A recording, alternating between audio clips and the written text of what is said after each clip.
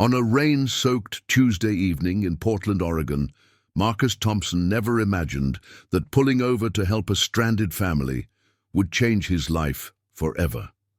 What started as a simple act of kindness would lead to an unexpected journey that would challenge everything he thought he knew about love, family, and second chances. But it wasn't the grateful mother or her two older children who would capture his heart. It was the quiet 6-year-old girl hiding behind her siblings who would show him what he'd been missing all along. Before we jump back in, tell us where you're tuning in from, and if this story touches you, make sure you're subscribed, because tomorrow I've saved something extra special for you. Marcus Thompson had grown accustomed to the silence that filled his modest 2-bedroom house in the Selwood neighborhood of Portland. At 34, he'd been raising his 8-year-old son Dylan alone for 3 years now, ever since his wife Sarah had passed away from cancer. The routines had become second nature. Morning coffee while packing Dylan's lunch, drop-off at Roosevelt Elementary, 8 hours at his job as a mechanical engineer at a local manufacturing company, pick-up, homework supervision, dinner, bedtime, stories, and then the quiet hours where grief still visited him like an unwelcome guest. Dylan was thriving despite everything. He was bright, curious, and had inherited his mother's infectious laugh. Marcus threw himself into being the best father he could be, attending every soccer game, helping with science projects, and maintaining the kind of stability that he hoped would shield his son from feeling the full weight of their loss. Their life wasn't perfect, but it was predictable, safe, and filled with the kind of love that had grown deeper through shared adversity. That Tuesday in late September started like any other. The Pacific Northwest had been experiencing an unusually wet autumn, and the rain had been falling steadily for 3 days. Marcus had picked up Dylan from his after-school program and was driving home along McLaughlin Boulevard when he noticed the Honda Civic pulled over on the shoulder ahead. The car's hazard lights were blinking weakly through the downpour, and he could see several figures huddled near the vehicle. Marcus had always been the type to stop and help. His father had taught him that principle early. You don't drive past someone in trouble if you have the ability to help. As he slowed down and pulled behind the disabled car, he could see it was a woman with what appeared to be 3 children. The oldest looked to be around Dylan's age, the middle child appeared younger, maybe 5 or 6, and there was a small figure that seemed to be hiding behind the others. "Dad, are we stopping?" Dylan asked from the back seat, craning his neck to see what was happening. "Looks like they need help, buddy. Stay in the car for now, okay?" Marcus grabbed his raincoat from the back seat and stepped out into the storm. The wind immediately whipped rain into his face as he approached the family. The woman looked to be in her early 30s, with shoulder-length brown hair that was now plastered to her head, despite her attempts to shield herself with a thin jacket. Her face showed a mixture of frustration and worry that Marcus recognized, the look of a parent trying to hold it together for their children's sake. "Car trouble," Marcus called out over the sound of the rain and passing traffic. The woman looked up, and Marcus could see the relief flood her features. "Yes, thank you for stopping. I'm Elena Rodriguez, and this is my family. The engine just died, and I don't know anything about cars. I've been trying to call for help, but my phone's barely getting a signal out here." Marcus introduced himself and took a quick look under the hood. Even in the dim light and driving rain, he could see that the alternator belt had snapped. A relatively simple problem, but not something that could be fixed roadside in these conditions. "The car would need to be towed. I'm afraid you're going to need a tow truck," he told Elena, having to raise his voice over a passing semi-truck. "But you can't wait out here in this weather, especially with the kids. Why don't I give you a ride? We can call for a tow from somewhere dry." Elena hesitated, and Marcus understood why. She was a single mother with 3 children, and he was a stranger. "I have my son with me," he added, gesturing toward his car. "We live just a few miles from here. You can call whoever you need to." Call and we'll figure out the tow situation." It was then that Marcus got his first real look at Elena's children. The oldest was a boy who appeared to be around Dylan's age, with dark hair and his mother's intelligent eyes. He was trying to be brave, but Marcus could see he was cold and worried. The middle child was a girl, maybe 6 years old, with pigtails that had come partially undone in the wind. She was shivering and looking anxiously between her mother and this stranger who had appeared to help them. But it was the youngest child that caught Marcus's attention. She couldn't have been more than 4 years old, with enormous dark eyes and hair that fell in soft waves around a heart-shaped face. She was pressed against her mother's side, one small hand clutching the fabric of Elena's jacket. Unlike her siblings, who were looking at Marcus with curious wariness, she seemed to be studying him with an intensity that was surprising in someone so young. "This is Alex," Elena said, indicating her oldest son. "And this is Sophie," she continued gently, touching the middle child's shoulder. "And this little one is Isabella, but we call her Bella." Marcus crouched down to be at the children's eye level, something he'd learned to do with Dylan's friends. "Hi, guys. I know this is kind of scary, being stuck in the rain like this, but we're going to get you somewhere warm, okay?" Alex nodded solemnly, clearly trying to be the man of the family, despite his young age. Sophie managed a small smile and a quiet "thank you." But Bella just continued to stare at Marcus with those enormous eyes, not saying a word. The logistics of getting everyone into Marcus's SUV took a few minutes. Elena gathered what she could from their car, a diaper bag, some school backpacks, and what appeared to be a stuffed animal that Bella refused to let go of. Marcus helped get the car seats situated, grateful that his Ford Explorer had enough room for everyone. During the short drive to Marcus's house, he learned the basics of their situation. Elena had been living in Seattle with her children, but had recently lost her job at a non-profit organization due to budget cuts. With rent in Seattle becoming impossible to manage on unemployment benefits, she had made the difficult decision to move to Portland, where she had a sister who had offered them a place to stay temporarily while Eleanor looked for work. "We were supposed to arrive 2 hours ago," Elena explained, her voice tight with stress. "My sister Maria is probably worried sick. I haven't been able to reach her because my phone keeps dropping calls." "We'll get you connected," Marcus assured her, "and we'll get your car sorted out too." As they pulled into Marcus's driveway, Dylan was full of questions about their unexpected guests. Marcus quickly explained the situation while everyone got out of the car and hurried through the rain to the front door. Once inside, the contrast between the warm, dry house and the storm outside seemed to highlight just how bedraggled and exhausted Elena and her children looked. Marcus's house was comfortable and lived in, with the kind of organized chaos that comes with a single parent doing their best. Dylan's artwork covered the refrigerator, soccer cleats were by the front door, and there were books scattered on the coffee table from their nightly reading routine. It was clearly a home where a child was loved and cared for, even if it wasn't. "Magazine perfect. Please sit down," Marcus said, gesturing toward the couch. "I'll get some towels and we can get everyone dried off. Dylan, can you show Alex where the bathroom is?" As Marcus bustled around, getting towels and starting a pot of coffee, he noticed that Bella had found a spot on the edge of the couch where she could observe everything while staying close to her mother. She still hadn't said a word, but those dark eyes seemed to take in every detail of their surroundings.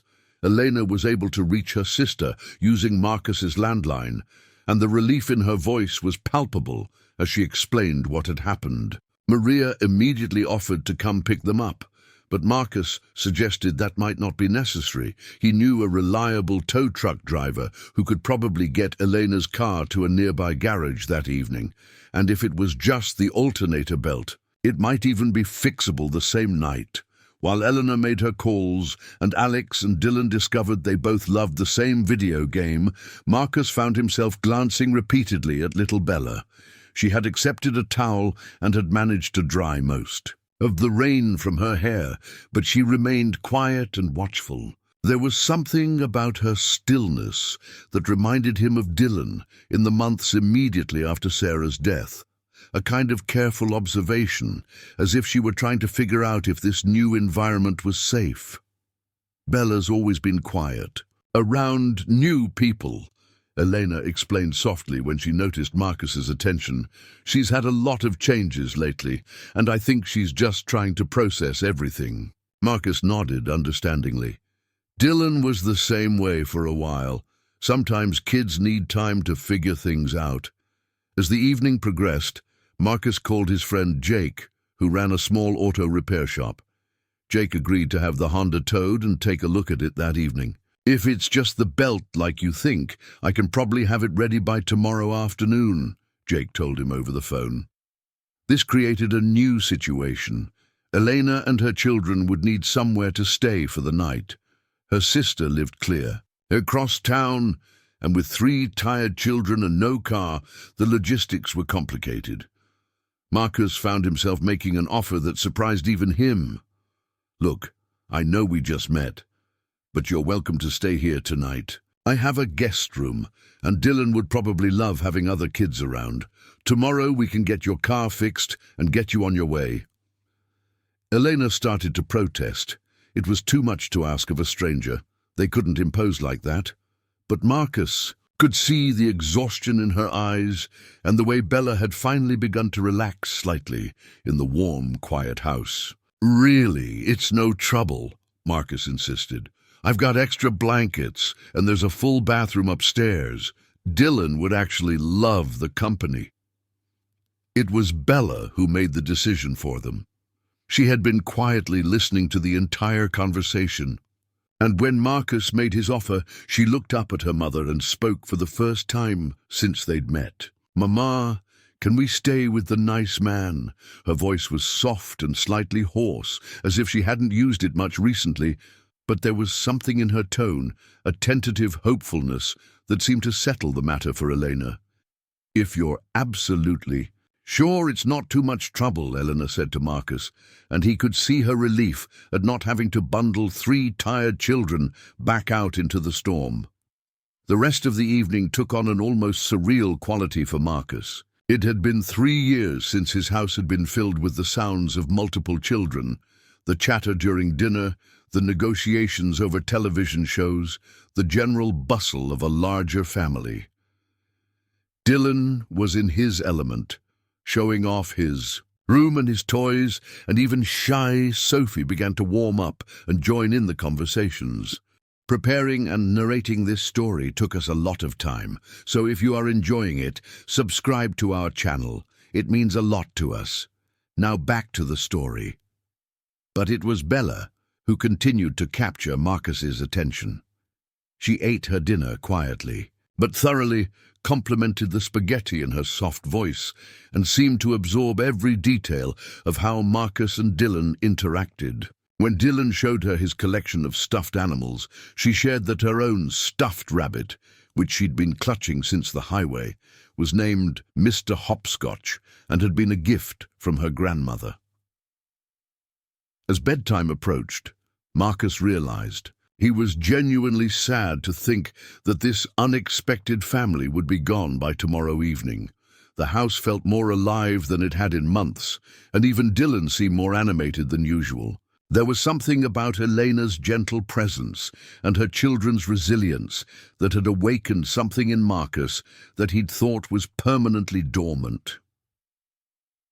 While Elena got Sophie and Bella ready for bed in the guest room, and Alex settled into sleeping bags in Dylan's room, Marcus found himself reflecting on how dramatically his day had changed. This morning, his biggest concern had been whether Dylan's soccer uniform would be dry in time for Saturday's game. Now he was realizing that his carefully constructed life, safe, predictable, focused entirely on his son, might have been missing something important.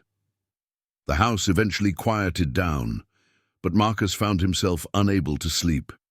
He could hear, soft murmuring from the guest room, Elena's voice, probably reassuring her daughters about their new temporary surroundings. There was something about that sound, the gentle cadence of a mother comforting her children, that brought back memories he'd tried to keep carefully contained.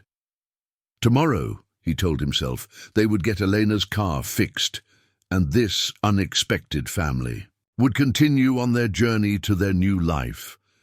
He would return to his routines, Dylan would go back to being an only child, and this evening would become just an interesting story they would tell occasionally. But even as he tried to convince himself that everything would return to normal, Marcus couldn't shake the feeling that something fundamental had shifted, and that maybe, just maybe, that wasn't entirely a bad thing. The next morning brought unexpected complications that would extend what Marcus had assumed would be a brief encounter. Jake called early with news about Elena's Honda. The problem was more extensive than initially thought. The alternator itself had failed, not just the belt, and he'd need to order parts that wouldn't arrive until Friday. "I'm really sorry, Marcus," Jake explained over the phone. "I thought it would be a quick fix, but when I got into it, the whole charging system is shot, probably been failing gradually. The part I need isn't something I keep in stock." This meant Eleanor and her children would be stranded for at least 2 more days. When Marcus delivered the news over breakfast, he watched Eleanor's face carefully.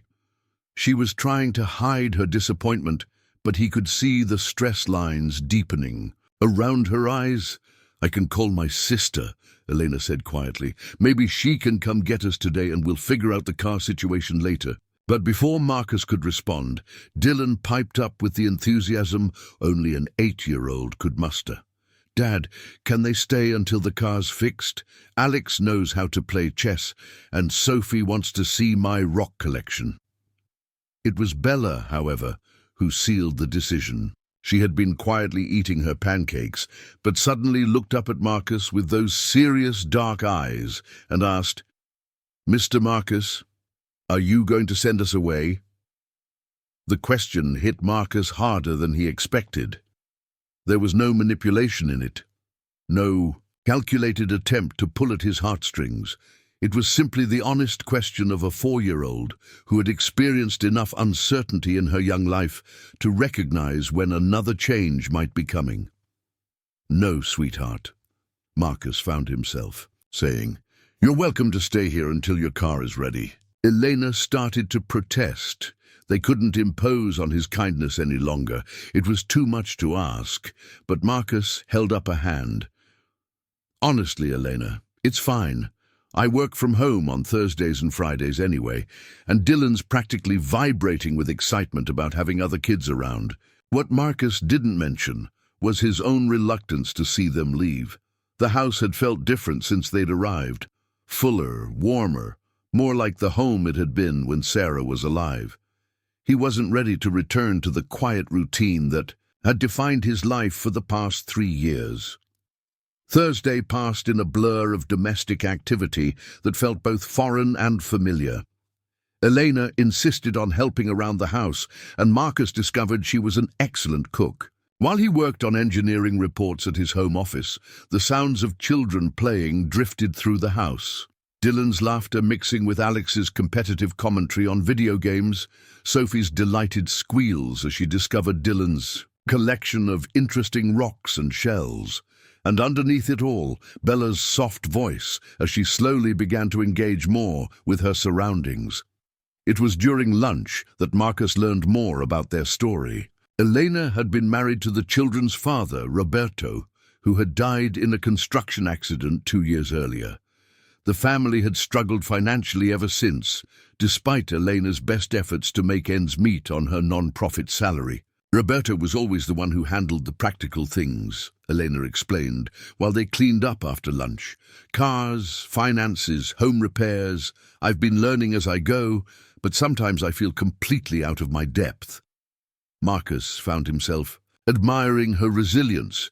She'd been thrust into single parenthood under tragic circumstances, much like himself, but she had 3 children to worry about instead of 1. The strength it must have taken to uproot her entire family and move to a new city in search of better opportunities was something he deeply respected. That afternoon, while the older children were absorbed in building an elaborate fort in the living room, Marcus noticed that Bella had wandered into his home office. She stood quietly in the doorway, clutching Mr. Hopscotch, just watching him work. "Hi there," Marcus said softly, minimizing his computer screen. "Want to see what I'm working on?" Bella nodded and approached his desk cautiously. Marcus pulled up a simple CAD drawing he'd been working on, a mechanical part that looked almost like a puzzle piece on the screen. "I design parts for machines," he explained, using the simple language he'd learned to use with Dylan. "This piece helps engines work better." "It looks like a butterfly," Bella observed, tilting her head to study the drawing.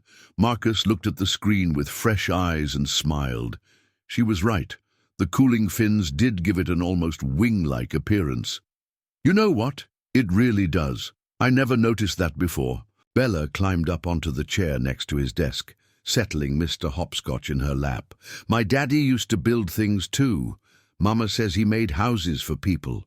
It was the first time she had mentioned her father, and Marcus felt the weight of trust in her simple statement. "That sounds like important work. Houses keep families safe and warm." "Like this house," Bella said matter-of-factly. "This house feels safe." The conversation was interrupted by Dylan bursting into the office, full of excitement about the fort they'd constructed and eager to show Bella his latest Lego creation.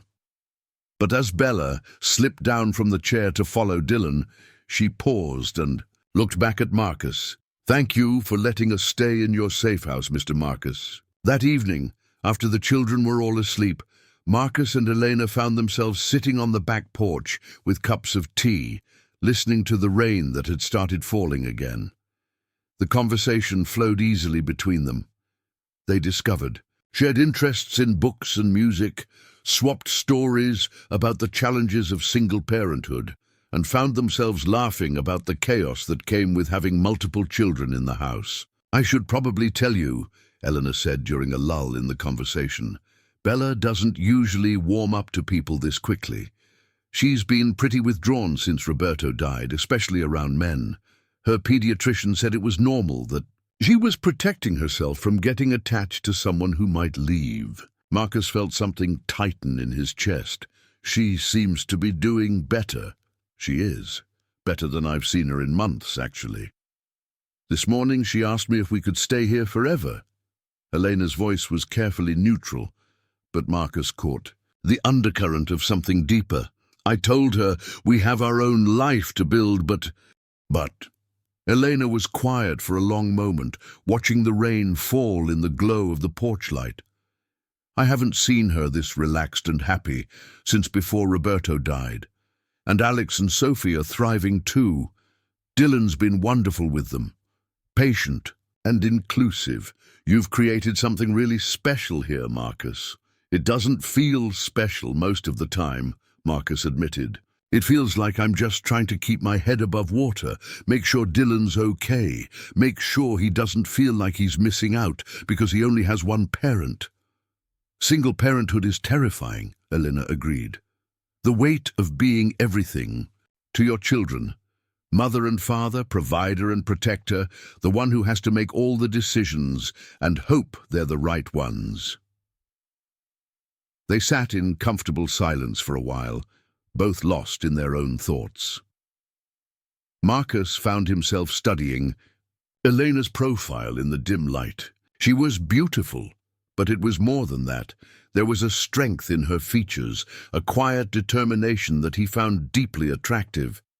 More than that, though, was the way she moved through the world with her children, the gentle authority in her voice when she guided them, the way she made even their current uncertain situation feel manageable. Friday brought Jake's call that the car was ready, and with it the reality that this unexpected interlude was coming to an end.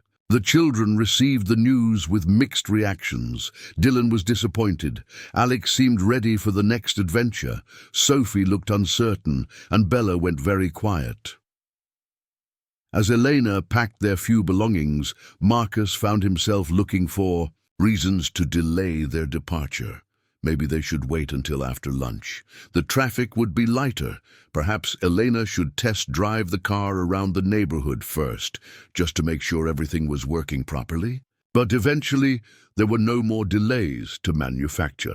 The Honda was running smoothly. Elena had spoken with her sister to confirm their expected arrival time, and their temporary family was preparing to dissolve back into their separate lives. "See you" goodbyes on the front porch were more emotional than Marcus had expected. Dylan hugged each of the Rodriguez children fiercely, making them promise to email him. Alex shook Marcus's hand solemnly and thanked him for his hospitality. Sophie threw her arms around Marcus's waist and told him he was the nicest grown-up ever.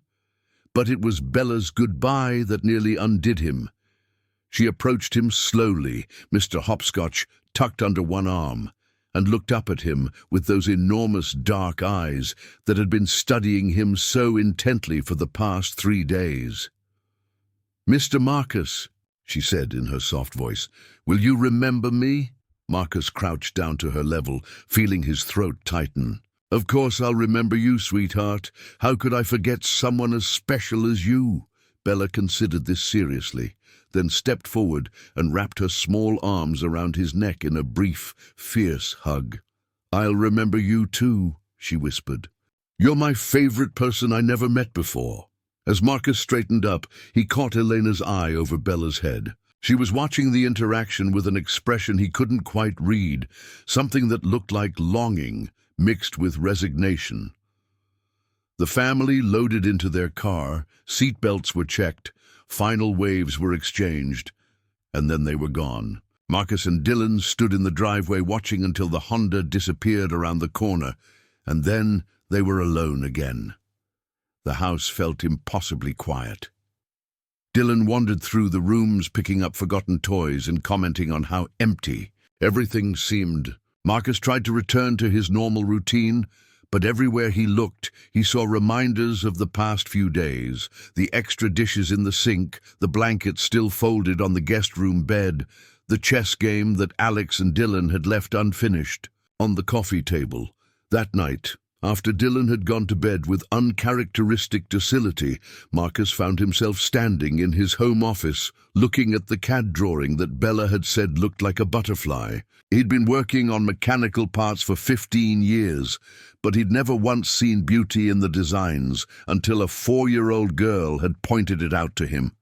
He realized that in just 3 days, Elena and her children had reminded him of something. He'd forgotten that his carefully constructed life, while safe and functional, might not be enough. They had shown him what his house could feel like when it was truly full, what Dylan might be like with siblings to play with, what it might feel like to have someone to share the daily burdens and joys of parenthood.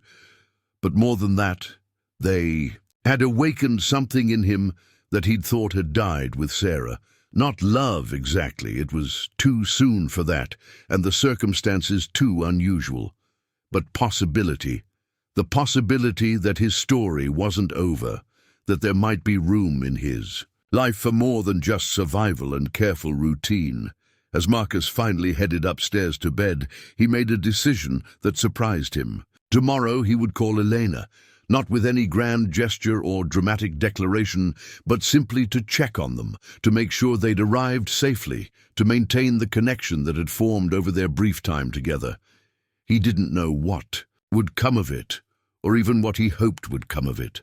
But for the first time in 3 years, Marcus Thompson was ready to find out what might be possible beyond the safe, predictable life he'd built for himself and his son. And it was a 4-year-old girl with serious dark eyes and a stuffed rabbit named Mr. Hopscotch who had shown him that sometimes the most important changes begin with the smallest voices. Marcus waited until Saturday afternoon to make the call. telling himself he was being respectful by giving Eleanor time to settle in with her sister. The truth was, he'd spent most of Friday night and Saturday morning rehearsing what he might say, discarding dozens of potential opening lines as either too casual or too forward. When Eleanor answered on the third ring, her voice carried the exhaustion of someone dealing with 3 children in an unfamiliar environment. "Marcus, is everything okay?" "Yes, sorry, I just wanted to make sure you all arrived safely and that the car didn't give you any more trouble." "We made it fine, thank you. The car ran perfectly." There was a pause and Marcus could hear voices in the background. Children's. Chatter mixed with adult conversation. "Hold on, let me step outside where it's quieter." A few moments later, Elena's voice returned, clearer now. "Sorry about that. Maria's house is lively. She has 2 teenagers, and with my 3 added to the mix, it's pretty chaotic." "How are the kids adjusting?" "Better than I expected, actually. Alex has already found kids his age in the neighborhood, and Sophie's attached herself to Maria's youngest daughter. They're thick as thieves." Elena's voice softened. "Bella keeps asking when we're going to see you and Dylan again." Marcus felt his heart skip slightly. Dylan's been asking the same thing. He's been moping around the house all day, complaining that it's too quiet. "Maybe," Elena started, then stopped. "I'm sorry, I don't want to assume anything." "What were you going to say?" "I was going to suggest maybe we could meet at a park sometime, let the kids play together. But I realize you probably have your own weekend routines, and we're still figuring out our new situation here." Marcus found himself smiling for the first time since Thursday. "I think that sounds like a great idea. Dylan would love it, and honestly, so would I." They arranged to meet the following Saturday at Laurelhurst Park, a sprawling green space with playgrounds, walking paths, and a large pond that would give the children plenty to explore. Marcus spent the week looking forward to it with an anticipation that surprised him in its intensity. The reunion at the park was everything Marcus had hoped for and more. Dylan launched himself at Alex and Sophie with the enthusiasm of someone greeting long-lost siblings, and even Bella emerged from her initial shyness to join in their games. But it was the way she lit up when she saw Marcus that made his chest tighten with unexpected emotion. "Mr. Marcus," she called out, running toward him with Mr. Hopscotch bouncing in her arms. "I missed you." "I missed you too, sweetheart," Marcus replied, scooping her up for a hug that she seemed reluctant to end.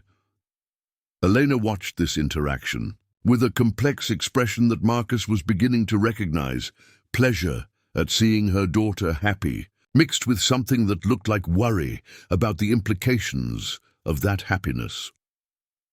As the children scattered across the playground, Marcus and Elena found themselves walking slowly around the park's perimeter, maintaining the easy conversation that had developed during their brief time together. Elena told him about her job search. She'd already had 2 interviews and was optimistic about her prospects. Marcus shared updates from Dylan's school and his own work projects, but underneath the surface conversation, Marcus sensed a careful distance that hadn't been there when they were sharing his house. Elena was friendly but cautious, as if she were reminding herself not to get too comfortable with whatever was developing between them. It was Bella who broke through that careful distance. About an hour into their park visit, she approached the bench where Marcus and Elena were sitting, and climbed up between them with the confidence of a child who had decided these were her people. "Mama," she said seriously, "can we have dinner at Mr. Marcus's house again?" Elena's cheeks flushed slightly. "Bella, honey, Mr. Marcus has his own family to worry about. We can't just invite ourselves over." "But Dylan said his house is lonely." "Without us," Bella persisted with the logic of a 4-year-old. "And I think Mr. Marcus is lonely too." Marcus felt Elena stiffen beside him, but before she could redirect the conversation, he found himself speaking. "You know what, Bella? I think that's a wonderful idea."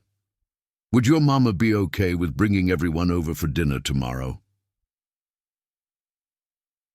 The invitation surprised even Marcus. He hadn't planned to make it. But something about Bella's straightforward assessment of his loneliness had hit closer to home than he wanted to admit. Elena started to demur, but Dylan had overheard and came, running over with Alex and Sophie in tow, all of them adding their voices to the invitation. Faced with 4 enthusiastic children and Marcus's genuine desire to host them, Elena finally relented. Sunday dinner at Marcus's house revealed new layers to their developing dynamic. Elena proved to be an excellent cooking partner, and they worked together in the kitchen with a natural rhythm that spoke to deeper compatibility. The children created an elaborate game that involved all of Marcus's living room furniture and seemed to have rules that changed every few minutes.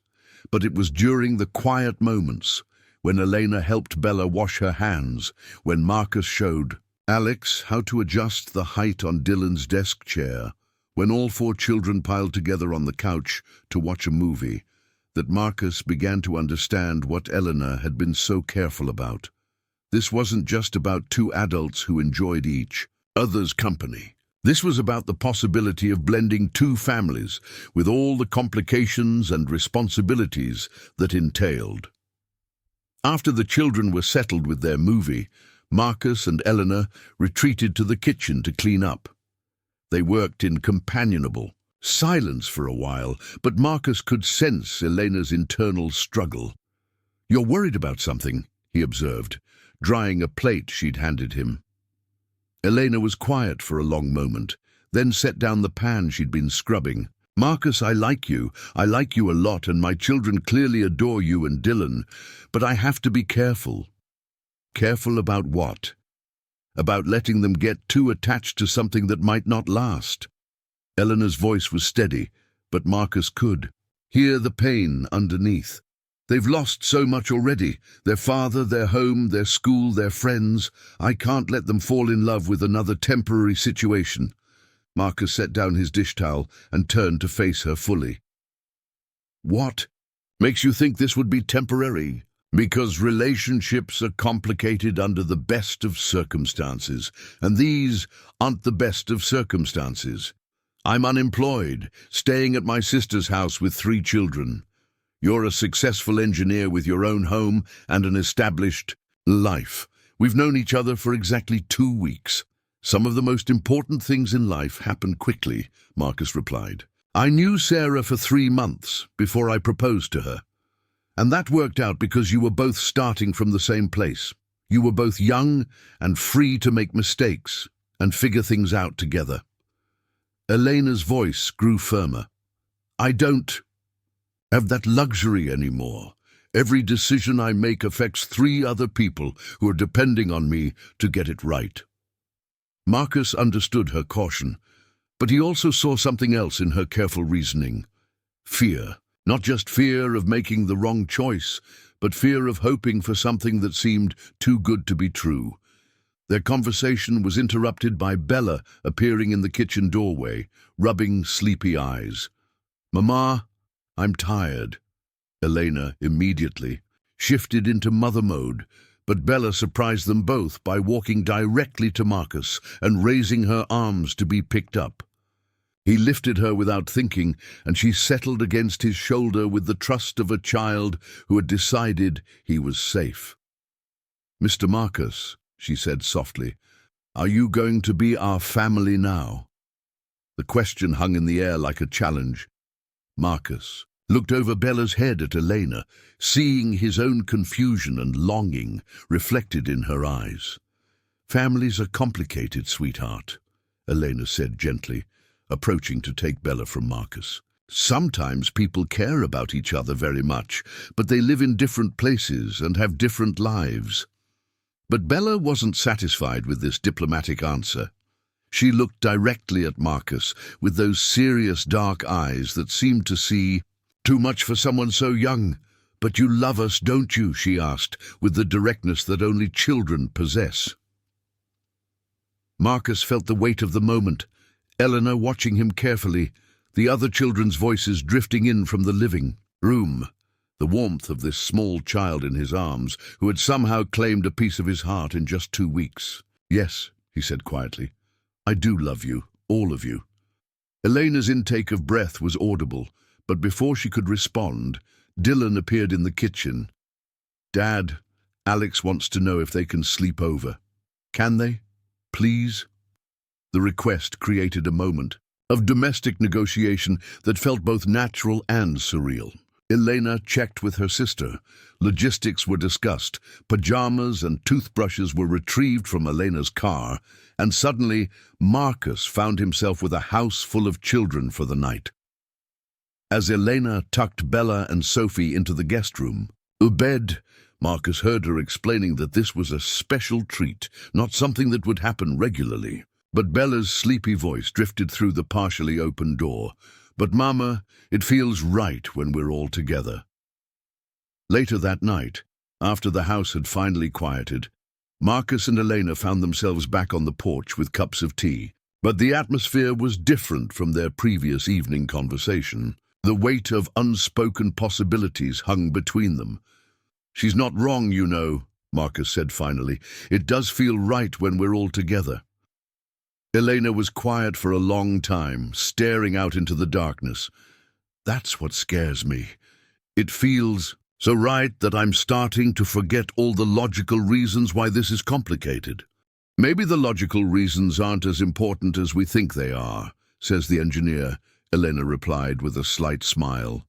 "Says the father who's watched his son come alive in ways I haven't seen since his mother died," Marcus corrected. "Says the man who realized that this safe, careful life I've been living for 3 years isn't actually living at all." Elena turned to look at him then, and Marcus saw the moment her careful walls began to crack. "What are you saying, Marcus?" "I'm saying that maybe Bella's right. Maybe we are supposed to be a family.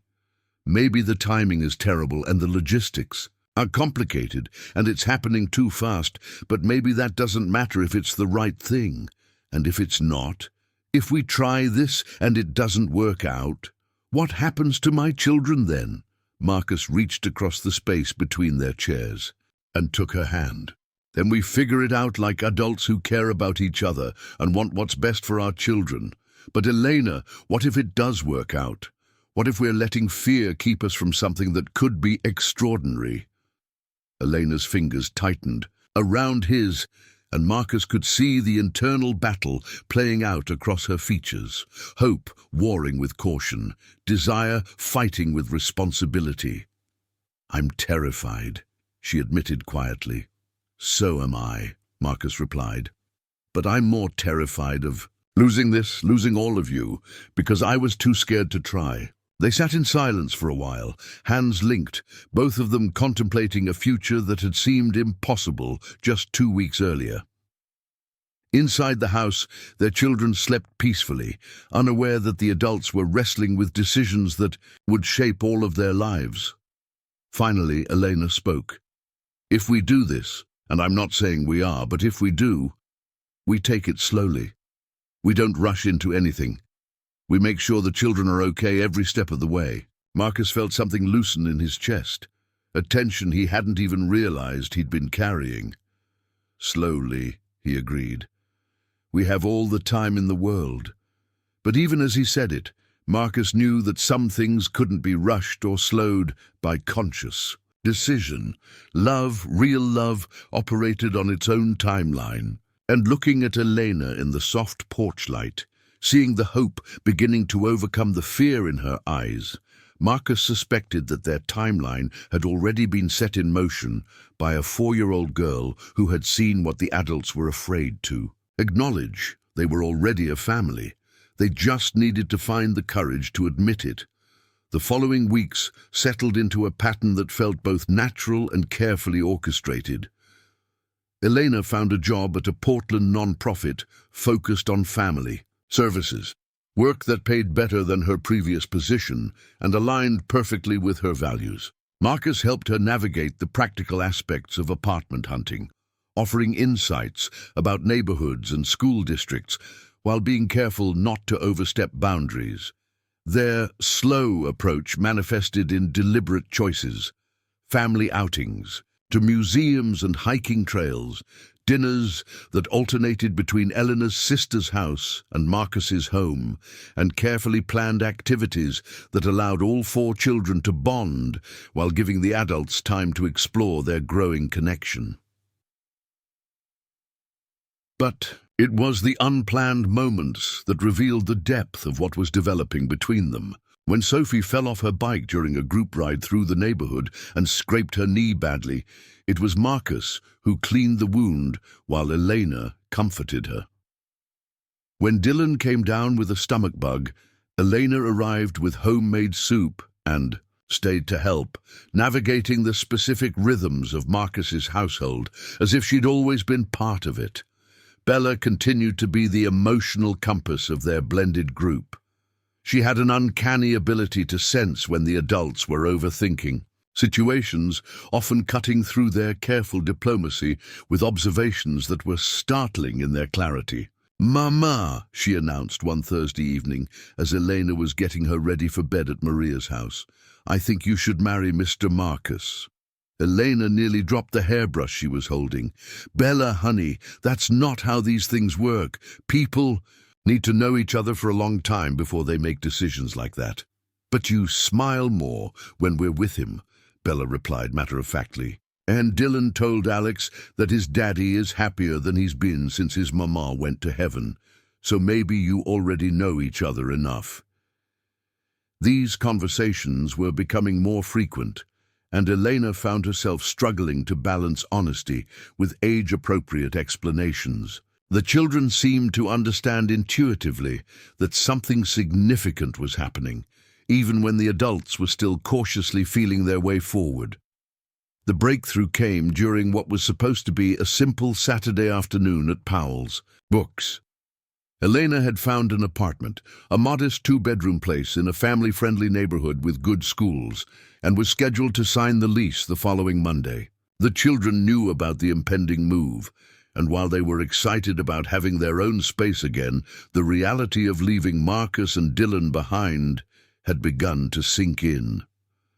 They had split up in the bookstore, with the older children gravitating toward the young adult section, while Marcus and Elena browsed the parenting books with Bella and Sophie. It was then that Bella made an announcement that would change everything. "Mr. Marcus," she said, tugging on his sleeve with the persistence of a child who had something important to say, "I need to tell you a secret." Marcus crouched down to her level, as had become his habit.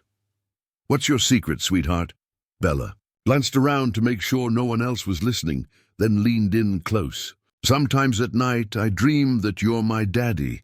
Is that okay?" The simple statement hit Marcus like a physical blow. He looked up at Elena, who had gone very still, and saw his own emotional turmoil reflected in her eyes. "Bella," Elena started gently, "remember what we talked about? Sometimes we wish for things that are complicated." "But why does it have to be complicated?" Bella interrupted with the frustration of a child who couldn't understand why adults made simple things difficult. "Dylan wants us to be his family. Alex thinks Mr. Marcus is the coolest grown-up ever. Sophie told me she wishes we could live in the house with the safe feeling all the time. And I know you love him, Mama, because you get the same look you used to get when you looked at Daddy." The honesty of her assessment left both adults speechless. Other shoppers moved around them, but Marcus felt as if they were in a bubble where only the truth mattered. Elena knelt down beside Marcus, bringing herself to Bella's eye level. "Baby, loving someone and being able to be with them are sometimes different things. Mr. Marcus has his life, and we have ours." "But what if we had the same life?" Bella persisted. "What if we all lived together and took care of each other like real families do?" Marcus found his voice then, looking directly at Elena as he spoke to Bella. "What if we did, sweetheart? What if the grown-ups stopped worrying so much about what might go wrong and started thinking about what might go right?" Elena's eyes widened, and Marcus could see the exact moment when her carefully constructed walls finally crumbled completely. "Marcus, I know we said we'd take it slow, Marcus continued, his voice gaining strength. But maybe Bella's right. Maybe we're making this more complicated than it needs to be. I love you, Elena. I love all of you, and I think you love us too. I do, Elena whispered, and Marcus could see tears beginning to form in her eyes. I love you so much it terrifies me. Then why are we still pretending this is just dating? Why are you looking for an apartment when there's a house 20 minutes away with plenty of room for everyone? Bella had been listening to this exchange with the intensity of a child who recognized that important decisions were being made. Suddenly, she threw her arms around both adults' necks, pulling them into an awkward but heartfelt group hug right there in the middle of Powell's books. Does this mean we're going to be a real family? She asked, her voice muffled by their shoulders. Marcus looked at Elena over Bella's head, and he could see the moment when fear finally lost its battle with hope. Elena nodded, tears now flowing freely. Yeah, sweetheart, Marcus said, his own voice thick with emotion. I think it does. The practical conversations that followed were both easier and more complex than either had anticipated. Elena called the apartment complex that afternoon to cancel her lease signing. They sat down with all 4 children that evening to explain that they were going to try living together as a family, with careful attention to everyone's feelings and concerns. Alex, now 9, had the most questions about logistics. Where would everyone sleep? What about school? Would he have to change soccer teams? Dylan was pure excitement, already planning how to rearrange his room to accommodate Alex. Sophie was quietly pleased, mostly concerned with whether she'd still be able to see her cousins at Maria's house regularly. But it was Bella's reaction that sealed the decision for both adults.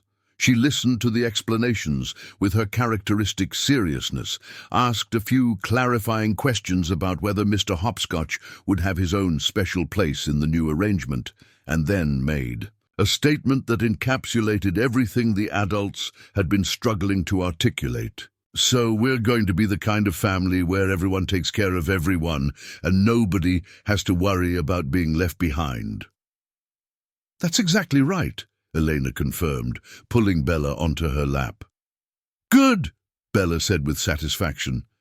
That's the kind of family I wanted. The transition happened more quickly than anyone expected. Elena gave her sister 2 weeks' notice, which was more than enough time to move her modest belongings into Marcus's house. The children adapted with the resilience that kids often display when changes feel positive rather than traumatic. They established new routines that incorporated everyone's needs: morning coffee and planning sessions for Marcus and Elena, afternoon homework time supervised by whoever was available, dinner prep that involved all capable hands, and evening activities that ranged from family movie nights to individual quiet time. The house itself seemed to expand to accommodate its new occupants. Elena's books filled the empty shelves in the living room. Sophie's artwork joined Dylan's collection on the refrigerator. Alex's sports equipment found a home next to Dylan's soccer gear in the garage. And Bella's presence was felt everywhere, in the small touches, like her special cup in the kitchen cabinet and Mr. Hopscotch's designated spot on the living room couch. But the most significant change was in the adults themselves. Marcus discovered that sharing parental responsibilities didn't diminish his relationship with Dylan, it enhanced it. Having Elena there to handle the daily logistics meant he could focus more on quality time with his son, while also developing meaningful relationships with Alex, Sophie, and Bella. Elena found that her fears about being a burden or an imposition were unfounded. Marcus genuinely welcomed her input on household decisions, and his support with the children allowed her to pursue her career goals with an energy she hadn't felt in years. The children, meanwhile, blossomed in ways that surprised even the adults. Dylan developed a protective instinct toward the younger girls that brought out his most mature qualities. Alex found in Marcus a male role model who shared his interests in building and creating things. Sophie discovered that having an older brother figure made her braver about trying new activities, and Bella simply glowed with the security of knowing she belonged somewhere permanently. Her quiet watchfulness gave way to active participation in family life. She started singing little songs while she played, offering her opinions on dinner choices and demonstrating the kind of confident attachment that she hadn't shown since before her father's death. 3 months after that pivotal afternoon at Powell's Books, Marcus found himself reflecting on how completely his life had transformed. He was in the kitchen making Saturday morning pancakes, a tradition that had evolved to include everyone's favorite varieties, when Bella appeared in her pajamas, dragging Mr. Hopscotch behind her. "Good morning, Daddy Marcus," she said casually, as if the title were the most natural thing in the world. Marcus felt his heart stop for a moment. They had talked about what the children would call him, settling on Marcus as comfortable for everyone, but Bella had never used any variation of Daddy before. "Good morning, sweetheart," he replied, crouching down to give her a hug. "Did you sleep well?" "Uh-huh. I had a good dream." "What did you dream about?" Bella considered the question seriously, as she did most things. "I dreamed that our family got bigger and bigger, but it never got too big because there was always enough love to go around." "That sounds like a wonderful dream." "It wasn't really a dream," Bella corrected him matter-of-factly. "It was just remembering what you told me the first night we stayed here. You said families can grow when people love each other enough." Marcus didn't remember saying exactly those words, but he didn't doubt that the sentiment had been there. "Do you feel like our family is the right size now?" Bella tilted her head, considering. "I think it's perfect for now, but if more people needed to be part of our family, we'd figure out how to make room." As Elena and the other children gradually made their way to the kitchen, drawn by the smell of pancakes and the sound of conversation, Marcus reflected on the wisdom of a child who had taught him that love wasn't about careful planning or logical progression. Sometimes love was about recognizing what was right in front of you and having the courage to claim it. Watching his family, and they were undeniably his family now, settle around the breakfast table with the easy comfort of people who belonged together, Marcus understood that Bella had been right from the very beginning. They had been meant to be together. It had just taken the adults a while to catch up to what a 4-year-old had seen immediately, that sometimes the most important decisions are made not with the head, but with the heart. The first real test of their newly blended family came 6 months later in ways that none of them could have anticipated. It started with what seemed like a simple phone call on a Tuesday evening in March. Marcus was helping Alex with a science project, while Elena supervised Sophie and Bella's bath time upstairs. Dylan was sprawled on the living room floor, surrounded by math homework that he'd been avoiding for the better part of an hour.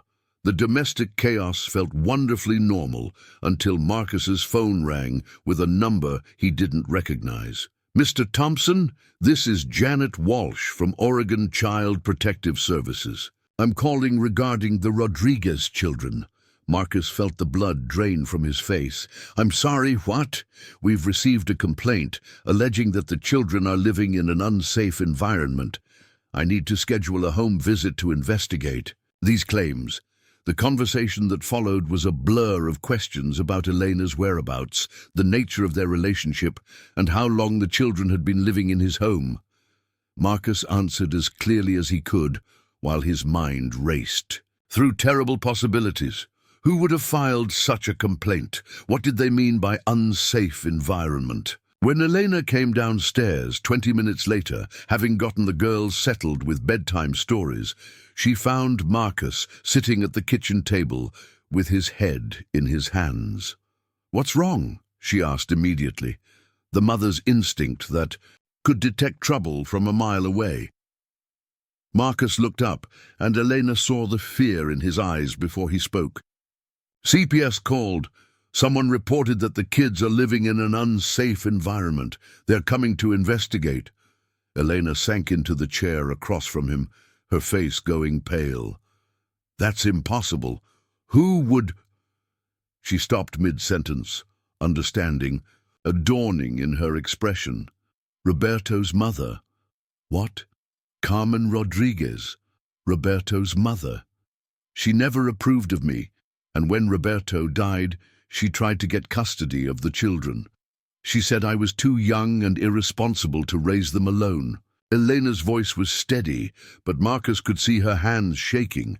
She must have found out about us living together. The investigation that followed was 3 weeks of intense scrutiny that tested every aspect of their family dynamic. Janet Walsh proved to be thorough but fair, conducting interviews with each child separately and together, examining the home environment and reviewing school records and medical files.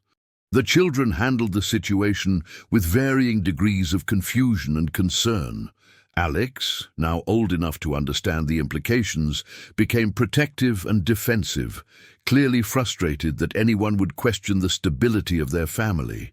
Dylan was bewildered by the official nature of the visits, but tried to be helpful by enthusiastically describing their daily routines. Sophie was shy around the social worker, but gradually warmed up enough to show off her room and explain how Marcus had helped her set up a special reading corner with a lamp shaped like a butterfly. Bella, however, surprised everyone with her response to the investigation. Rather than being intimidated by the formal questioning, she seemed to view Janet Walsh as someone who needed to understand the important facts about their family. "Miss Janet," Bella said during one of the interviews, sitting cross-legged on the living room carpet with Mr. Hopscotch in her lap, "do you know what makes a family safe?" Janet, who had been asking routine questions about sleeping arrangements and meal schedules, paused. "What do you think makes a family safe, Bella? When everyone takes care of everyone and nobody has to worry about being left behind," Bella replied, echoing the promise that had been made to her months earlier. "And when the grown-ups love each other so much that there's always extra love for the kids. Do you feel safe in this house?" "This is the safest place I've ever lived," Bella said with absolute certainty. "Even safer than before Daddy died. Because now there are more people to catch you if you fall down."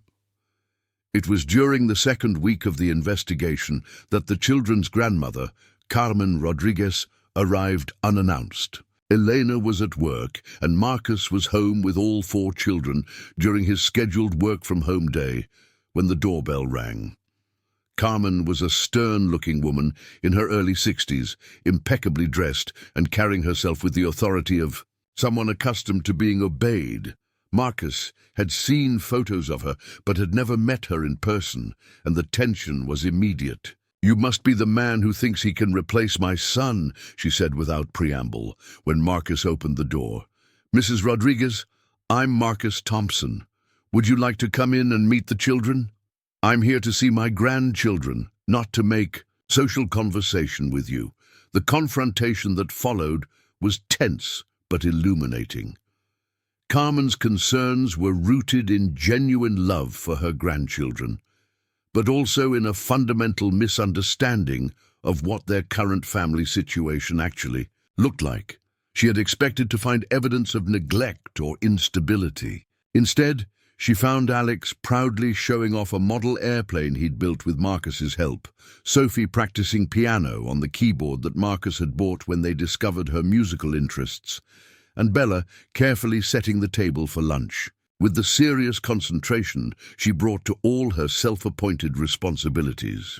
Dylan, unaware of the undercurrents of tension, greeted Carmen with the same friendly curiosity he showed all new people, immediately offering to share his collection of interesting rocks and launching into detailed explanations of where each one had been found. But it was Bella who once again proved to be the family's most effective advocate.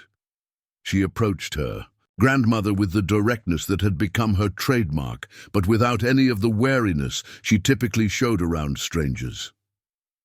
Abuela Carmen, she said, using the Spanish term for grandmother that Elena had taught her. I'm glad you came to see our house. Do you want me to show you my room?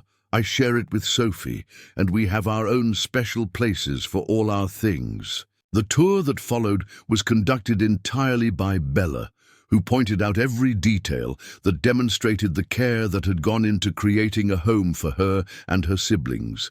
She showed Carmen the growth chart on the bathroom door, where Marcus measured all 4 children monthly. She explained the job chart on the refrigerator, where everyone had age-appropriate responsibilities. She demonstrated how Marcus had installed special latches on the lower kitchen cabinets after Sophie had gotten into the cleaning supplies. And this is where Daddy Marcus reads to us every night, Bella concluded, indicating the large chair in the living room where Marcus had indeed established the tradition of evening stories. He does different voices for all the characters, just like Daddy Roberto used to do. Carmen's stern expression had been gradually softening throughout the tour, but it was Bella's casual use of Daddy Marcus that finally broke through her defenses. "Bella, mija, do you miss your father?" Carmen asked gently. "Every day," Bella replied without hesitation. "But missing Daddy Roberto doesn't mean I can't love Daddy Marcus too. There's room in my heart for both of them." The wisdom of this statement, the understanding that love was not a zero-sum game, seemed to shift something fundamental in Carmen's perspective. She stayed for lunch, observing the family dynamics with the sharp eye of someone looking for flaws, but gradually recognizing the genuine affection and stability that characterized their interactions. Marcus, for his part, made no attempt to win Carmen over or defend his role in the children's lives. Instead, he simply continued being himself, patient with sibling squabbles, attentive to each child's individual needs, and clearly devoted to Elena and their life together. It was during dessert that Carmen finally addressed Marcus directly. "You understand that these children have already lost one father?" "Yes, ma'am, I do," Marcus replied. "And I understand that nothing I do will ever replace what they lost. I'm not trying to replace Roberto. I'm trying to be the best version of myself that I can be for them." "And if something happens to you? If this relationship doesn't work out? What happens to my grandchildren then?" Marcus looked around the table at Alex, carefully scraping the last bit of ice cream from his bowl, Sophie giggling at something Dylan was whispering to her, and Bella watching this serious conversation with her characteristic intensity. "Mrs. Rodriguez, I can't promise that nothing will ever go wrong, but I can promise that these children will never wonder if they're loved. I can promise that Elena and I are committed to this family, not just to each other. And I can promise that if something ever did happen to me, I would make sure they were taken care of." Carmen studied him for a long moment, then turned her attention to Elena, who had been quietly letting the conversation unfold. "And you, Elena, are you happy?" "Happier than I ever thought I could be again," Elena replied honestly.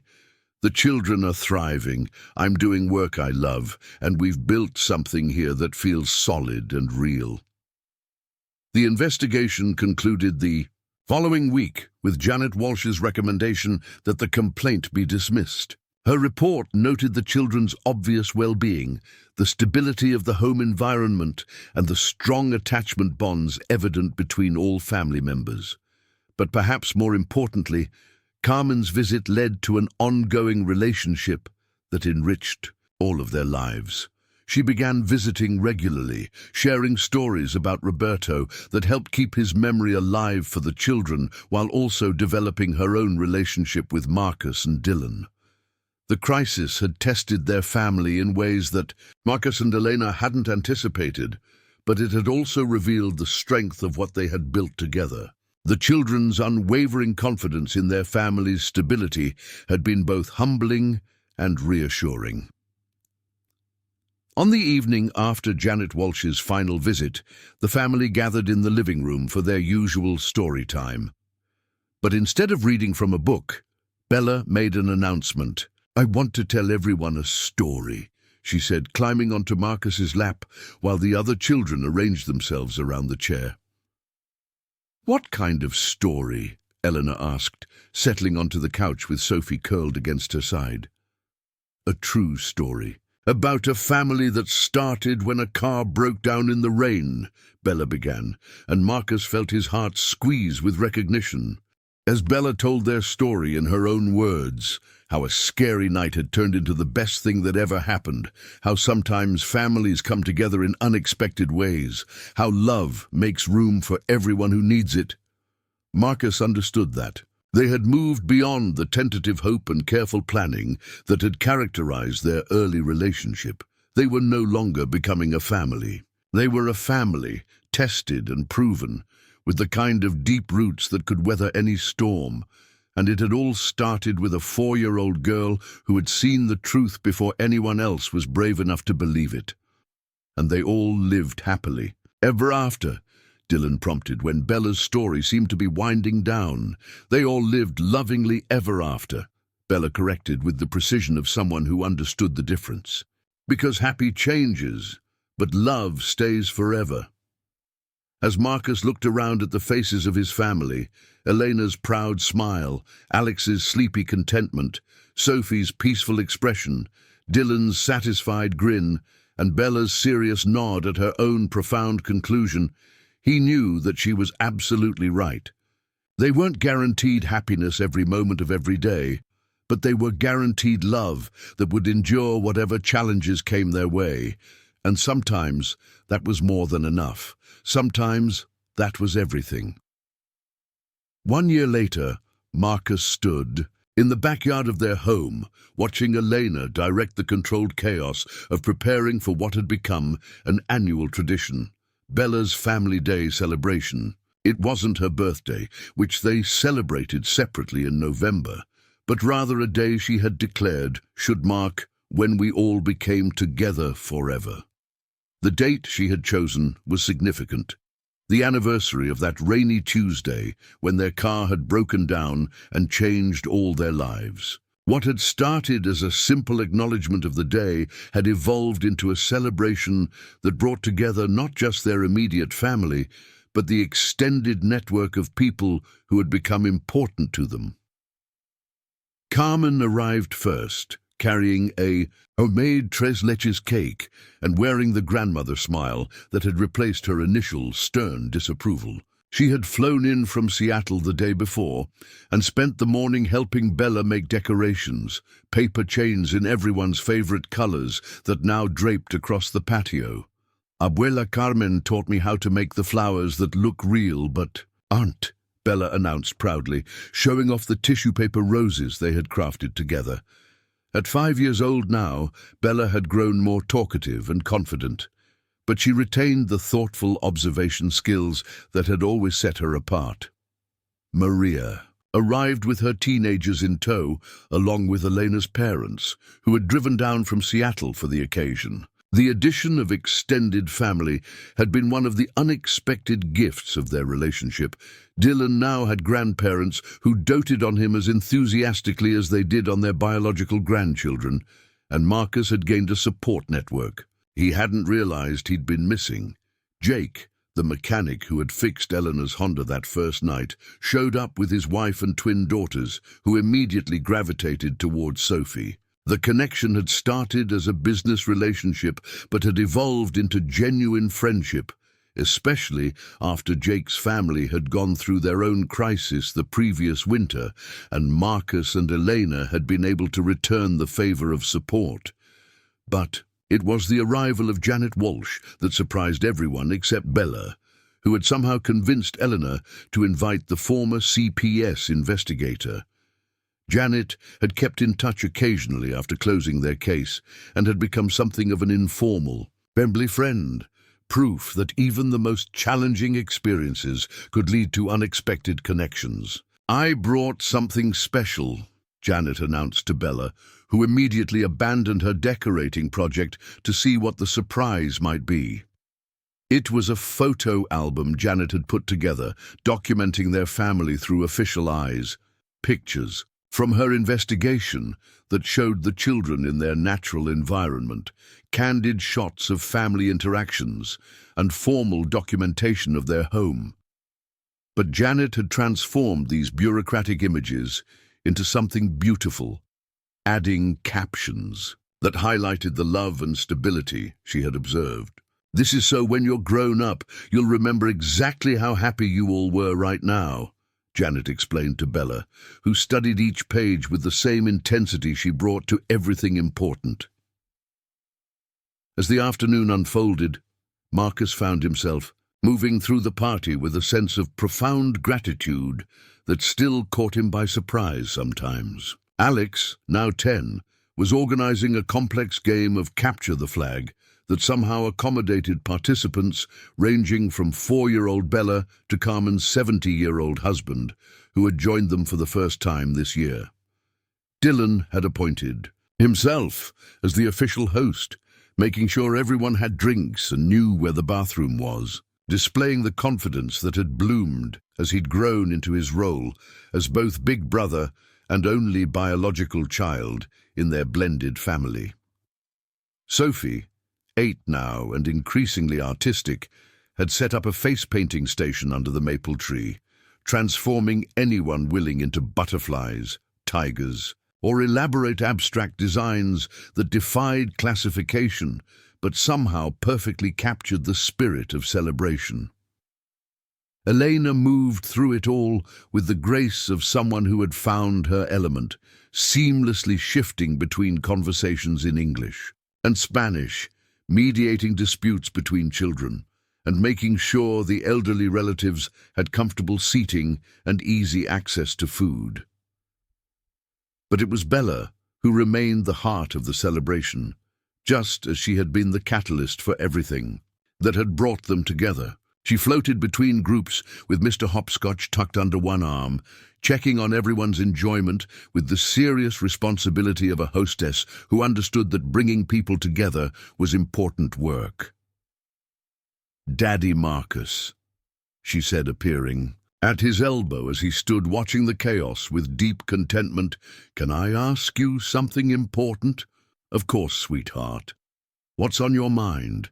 Bella looked around to make sure they wouldn't be overheard, then fixed him with those dark eyes that had lost none of their intensity as she'd grown. "Do you remember what you promised me the first night we stayed here?" Marcus thought back to that evening that felt like both yesterday and a lifetime ago. "Remind me what I promised." "You said that good families make room for everyone who needs them," Bella said seriously. "And I was wondering if our family might need to make room for one more person." Marcus felt a flutter of confusion mixed with curiosity. "What do you mean, sweetheart?" Instead of answering directly, Bella took his hand and led him across the yard to where Eleanor was laughing with her mother about something Sophie had painted on her cheek. "Mama," Bella announced with the authority of someone making an important declaration, "I think it's time to tell Daddy Marcus about the baby." The conversation around them seemed to freeze. Elena's face went through several emotions in rapid succession: surprise, embarrassment, and then a rueful smile as she looked at Marcus's shocked expression. "You knew?" Marcus asked Bella, who nodded matter-of-factly. "Mama's been feeling sick in the mornings, and she keeps touching her tummy when she thinks no one is looking," Bella explained, with the observational skills that had always been her superpower. "Plus, she's been crying at commercials, which is what she did when she was growing Sophie and Alex and me." Elena laughed, despite her obvious embarrassment. "I was going to tell you tonight, after everyone went home. I found out for sure yesterday, and I've been trying to figure out how to—" Marcus didn't let her finish the sentence. He swept her into his arms, spinning her around, while she laughed and protested about making a scene in front of the family. When he set her down, he was grinning with a joy that surprised him in its intensity. "Are you happy?" Elena asked, searching his face for any sign of concern or hesitation. "Happy doesn't begin to cover it," Marcus replied, cupping her face in his hands. "Are you?" Terrified and thrilled and completely overwhelmed, Elena admitted, "We already have 4 children and a house that barely contains the chaos we've created. And now we'll have 5 children and figure out how to make it work," Marcus said, pulling her close. "We're good at making impossible things work." The news, once officially shared, created a new wave of excitement that somehow elevated the already festive atmosphere. Carmen immediately began planning elaborate schemes for helping with the baby. Maria started calculating logistics for childcare coverage. The children responded with varying degrees of enthusiasm. Alex with mature excitement about being the oldest, Dylan with questions about whether the baby would like soccer, Sophie with artistic plans for decorating the nursery. But it was Bella's reaction that touched Marcus most deeply. She approached Elena with the same serious expression she wore for all important matters. "Mama, will you still have enough love for all of us when the baby comes?" Elena knelt down to Bella's level, taking her small hands in hers. "Baby, do you remember how you told me there was room in your heart for both Daddy Roberto and Daddy Marcus?" Bella nodded. "Well, that's how love works. It doesn't get divided up into smaller pieces when more people need it. It just grows bigger to make room for everyone. So the baby won't take away any of my love?" "The baby won't take away any of anyone's love," Elena assured her. "The baby will just give us one more person to love, and one more person to love us back." Bella considered this explanation with her characteristic seriousness, then nodded with satisfaction. "Good, because I think this baby is going to be very lucky to be born into our family." As the afternoon stretched into evening and the party gradually wound down, Marcus found himself reflecting on the journey that had brought them to this moment. 2 years ago, he had been a man focused entirely on survival, getting through each day, providing for his son, maintaining the careful routines that kept grief at manageable levels. He had never imagined that helping a stranded family on a rainy highway would lead to this, a house full of children and laughter, a wife who challenged and supported him in equal measure, extended family relationships that enriched all their lives, and now a baby on the way who would grow up knowing from birth that families could be built as well as born. The last guests finally departed as the sun was setting, leaving just their core family to clean up the debris of celebration. The children worked together with the efficiency of a team that had learned to function as a unit, while Marcus and Elena moved through the familiar choreography of restoring order to their home. "Are you sure you're ready for this?" Elena asked, as they worked together to fold the tablecloths that would be stored until next year's celebration. "Another baby at our age, with 4 children already?" Marcus paused in his work to really consider the question. They were no longer the young couple who had approached parenthood with Dylan with more enthusiasm than preparation. They were experienced now, understanding both the challenges and the joys that came with raising children. They had tested their relationship through crisis and emerged stronger. They had built something solid and lasting. "I think I'm as ready as anyone can be for something this wonderful and terrifying," Marcus replied honestly. "Are you having second thoughts?" "Only about practical things," Elena admitted. "Space, logistics, how we'll manage everything, but not about whether this is right for our family." "We'll figure out the practical things," Marcus assured her. "We always do." Later that night, after the children were all settled and the house had returned to its usual evening quiet, Marcus and Elena sat on their back porch, a ritual that had continued from their very first evening together. The conversation had evolved over the years, from careful exploration to comfortable intimacy, but the fundamental pleasure of sharing the day's experiences remained constant. "Bella knew before I did," Elena mused, resting her hand on her still flat stomach. "How does she do that?" She pays attention to the things that matter, Marcus replied. She always has. Remember how she saw that we belonged together before we figured it out ourselves. She's going to be an incredible big sister. She already is an incredible big sister, Marcus corrected. She's been watching out for everyone in this family since the day we met her. As if summoned by their conversation, the back door opened and Bella appeared in her pajamas, Mr. Hopscotch trailing behind her.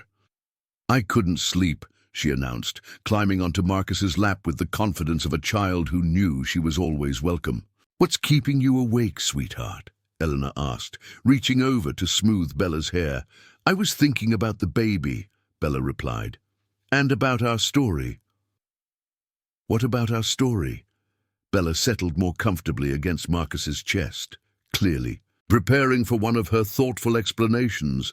"I was thinking about how our story started with something that seemed bad, our car breaking down in the rain. But it turned out to be the best thing that ever happened to us."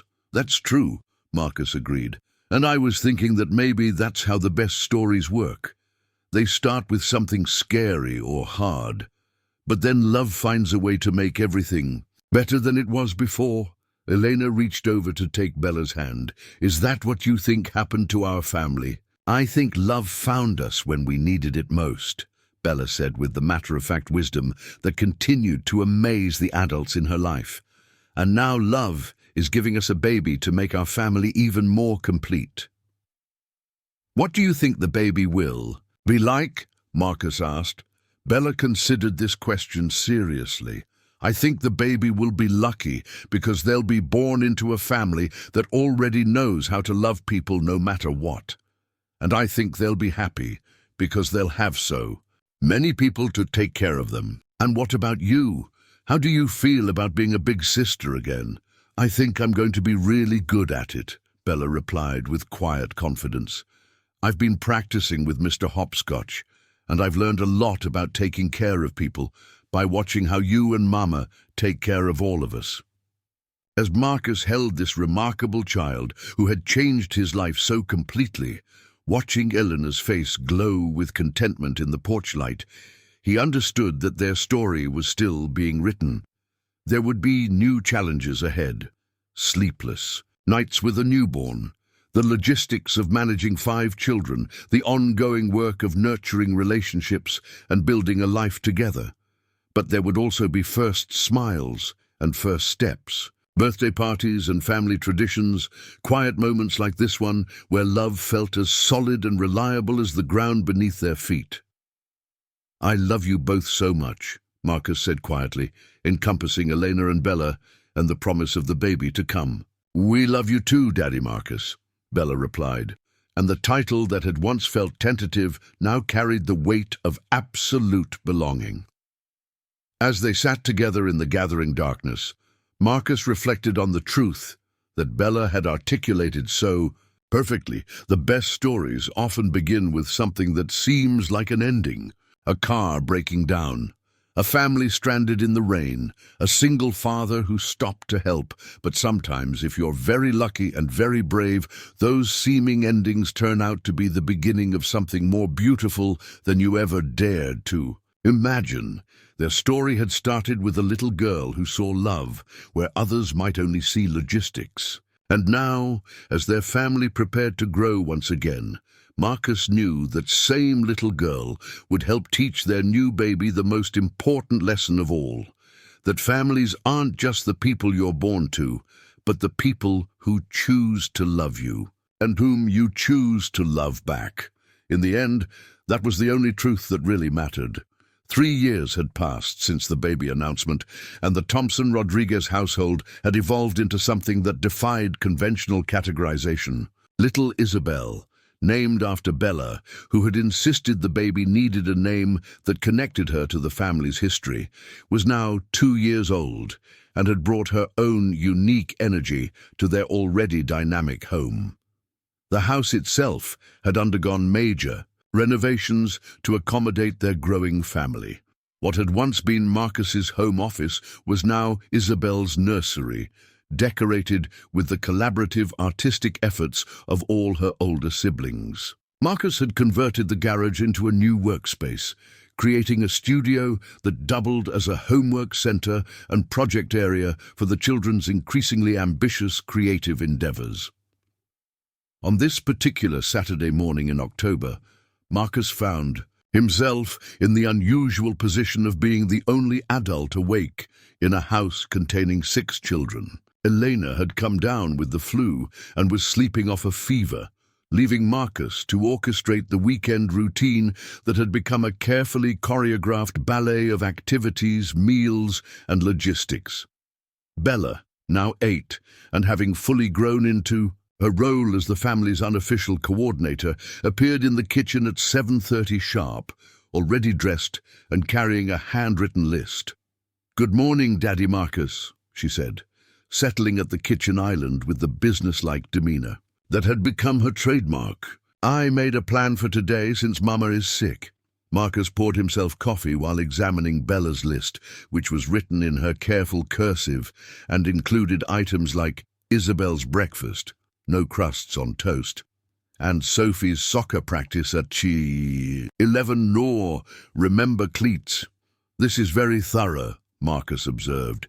"Did you include time for yourself to just be 8 years old?" Bella considered this question seriously.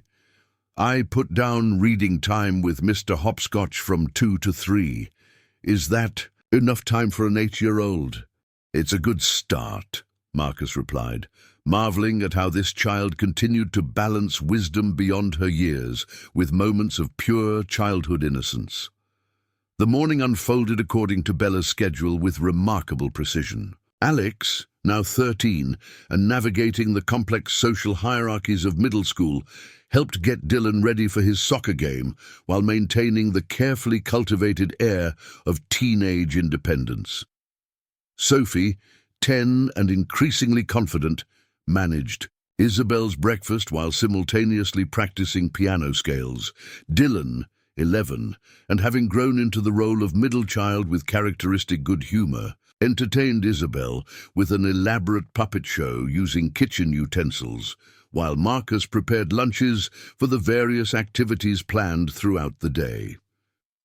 But it was Isabel herself who had become the family's newest source of wonder and chaos. At 2, she possessed the fearless curiosity of a child who had never known anything but unconditional love and the devoted attention of 5 older siblings.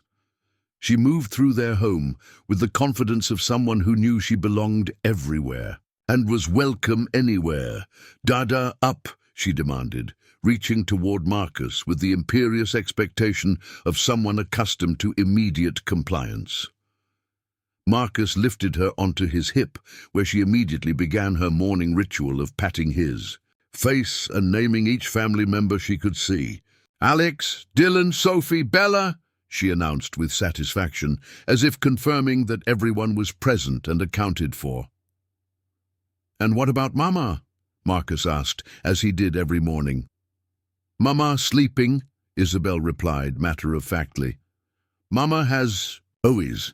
That's right, Mama has always, so we're going to take extra good care of everything today." The concept of taking care had become central to their family culture, largely thanks to Bella's early understanding that families were about mutual support and protection.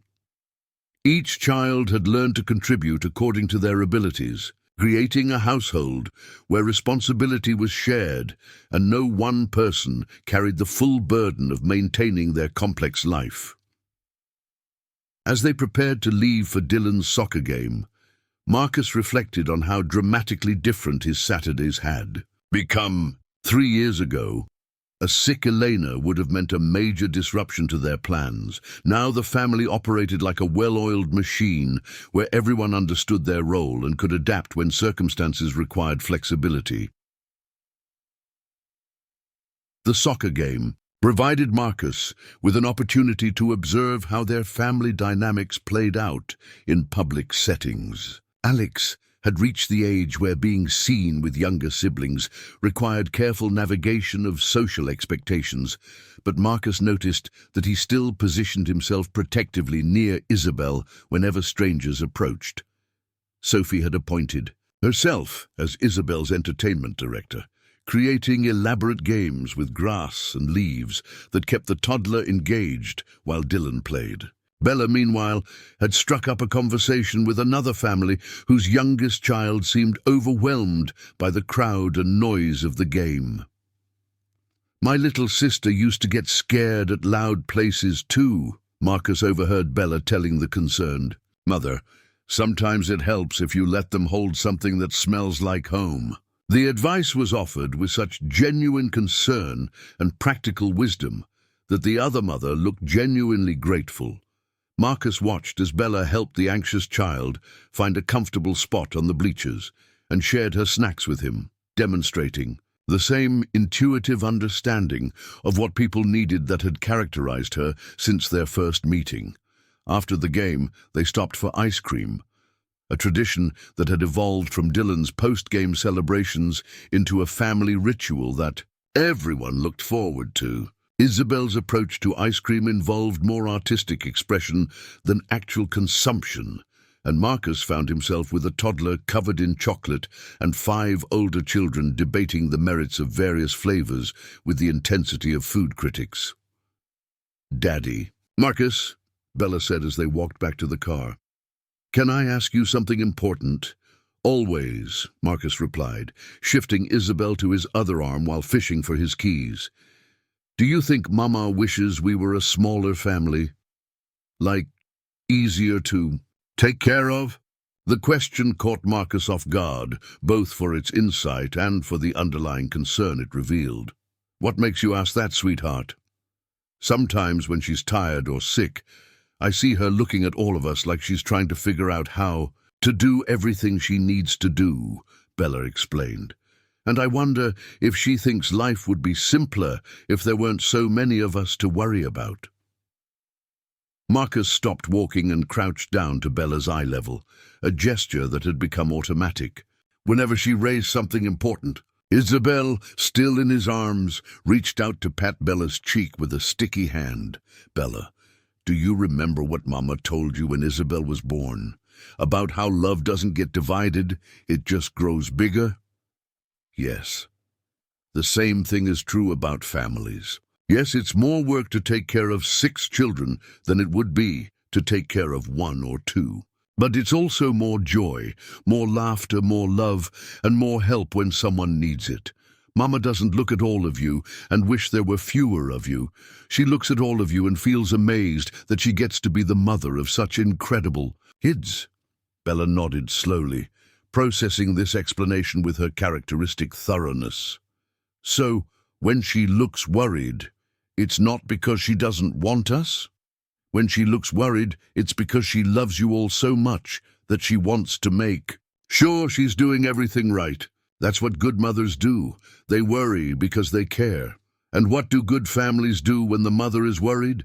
Good families help take care of each other," Marcus replied, "which is exactly what you've been doing all day with your list and your planning and your looking out for everyone." Bella smiled with satisfaction, then surprised Marcus by wrapping her arms around his neck in a fierce hug that encompassed both him and Isabel. "I love our family exactly the way it is." "So do I, sweetheart. So do I."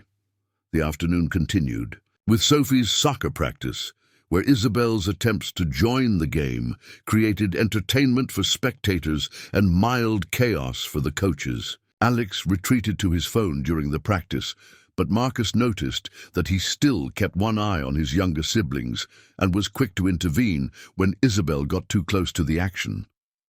By the time they returned home, Eleanor was awake and feeling better, though still clearly under the weather. She emerged from their bedroom to find the house remarkably well maintained and all children accounted for and relatively clean. "How did everything go?" she asked Marcus, settling onto the couch with Isabel, who immediately claimed her lap with the possessiveness of someone who had been separated from her favorite person for too long. "Bella basically ran the entire day," Marcus reported. "She had a detailed schedule, managed everyone's needs, and even provided psychological support to a stressed child at Dylan's game. Elena looked at Bella with a mixture of pride and concern. "Baby, you don't have to take care of everyone all the time. You're still just 8 years old." "I know," Bella replied, settling next to Elena on the couch. "But I like taking care of our family. It makes me feel useful." "You are useful," Elena assured her. "But you're also supposed to have time to just be a kid and let the grown-ups worry about the grown-up things." "But what if I don't want to just be a kid? What if I want to be a kid who also helps?"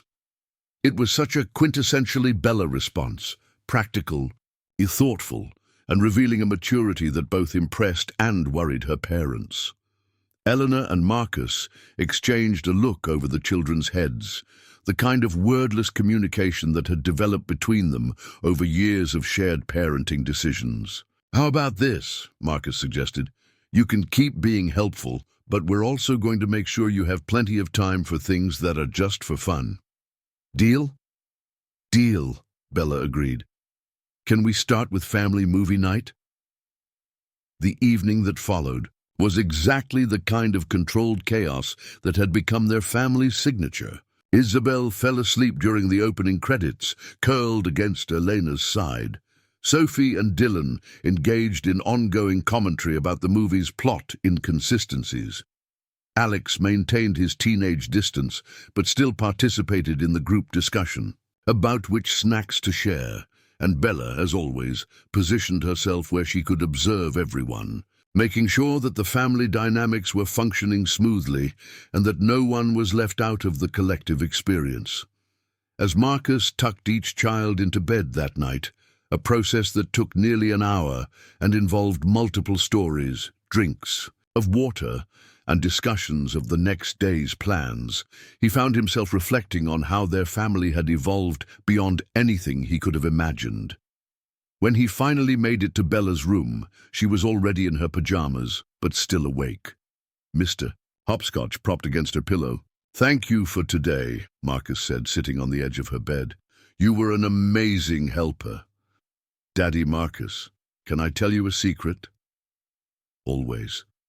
Bella's voice dropped to a whisper, as if she were sharing something precious. "Sometimes I pretend that I'm the guardian angel of our family, like it's my special job to make sure everyone is happy and safe." Marcus felt his throat tighten with emotion. "That's a beautiful thought, sweetheart, but you know that's not really your job, right? That's what Mama and I are here for." "I know," Bella replied, "but I like helping with the angel work. It makes me feel important." "You are important," Marcus assured her, leaning down to kiss her forehead. "You're important because you're you, not because of what you do for other people." "But doing things for other people makes me feel like me," Bella replied, with the kind of simple wisdom that continued to amaze him. As Marcus turned off her light and headed toward his own room, he considered the profound truth of what Bella had said. Some people found their identity in what they accomplished or what they owned. Bella had discovered, at 8 years old, that her sense of self was rooted in her ability to love and care for others. Later that night, as he and Elena lay in bed, discussing the day's events, Marcus shared Bella's guardian angel comment. "She's always been like that," Elena mused. "Even before Roberto died, even when she was tiny, she was the one who noticed when someone was sad or needed help. It's like she was born with this radar for other people's emotions. Do you think we should be concerned about her taking on too much responsibility?" Eleanor was quiet for a moment, considering. "I think we should be aware of it, make sure she has balance. But I also think trying to change who she fundamentally is would be wrong. Her caring nature isn't a burden to her. It's her gift. Her gift to us, certainly. Her gift to the world," Elena corrected. "Can you imagine what the world would be like if everyone had Bella's instinct to take care of each other?" As Marcus drifted off to sleep that night, he thought about the 8-year-old girl down the hall who had somehow become the emotional center of their family. She had been the catalyst for bringing them all together, and she continued to be the force that kept them connected to what mattered most.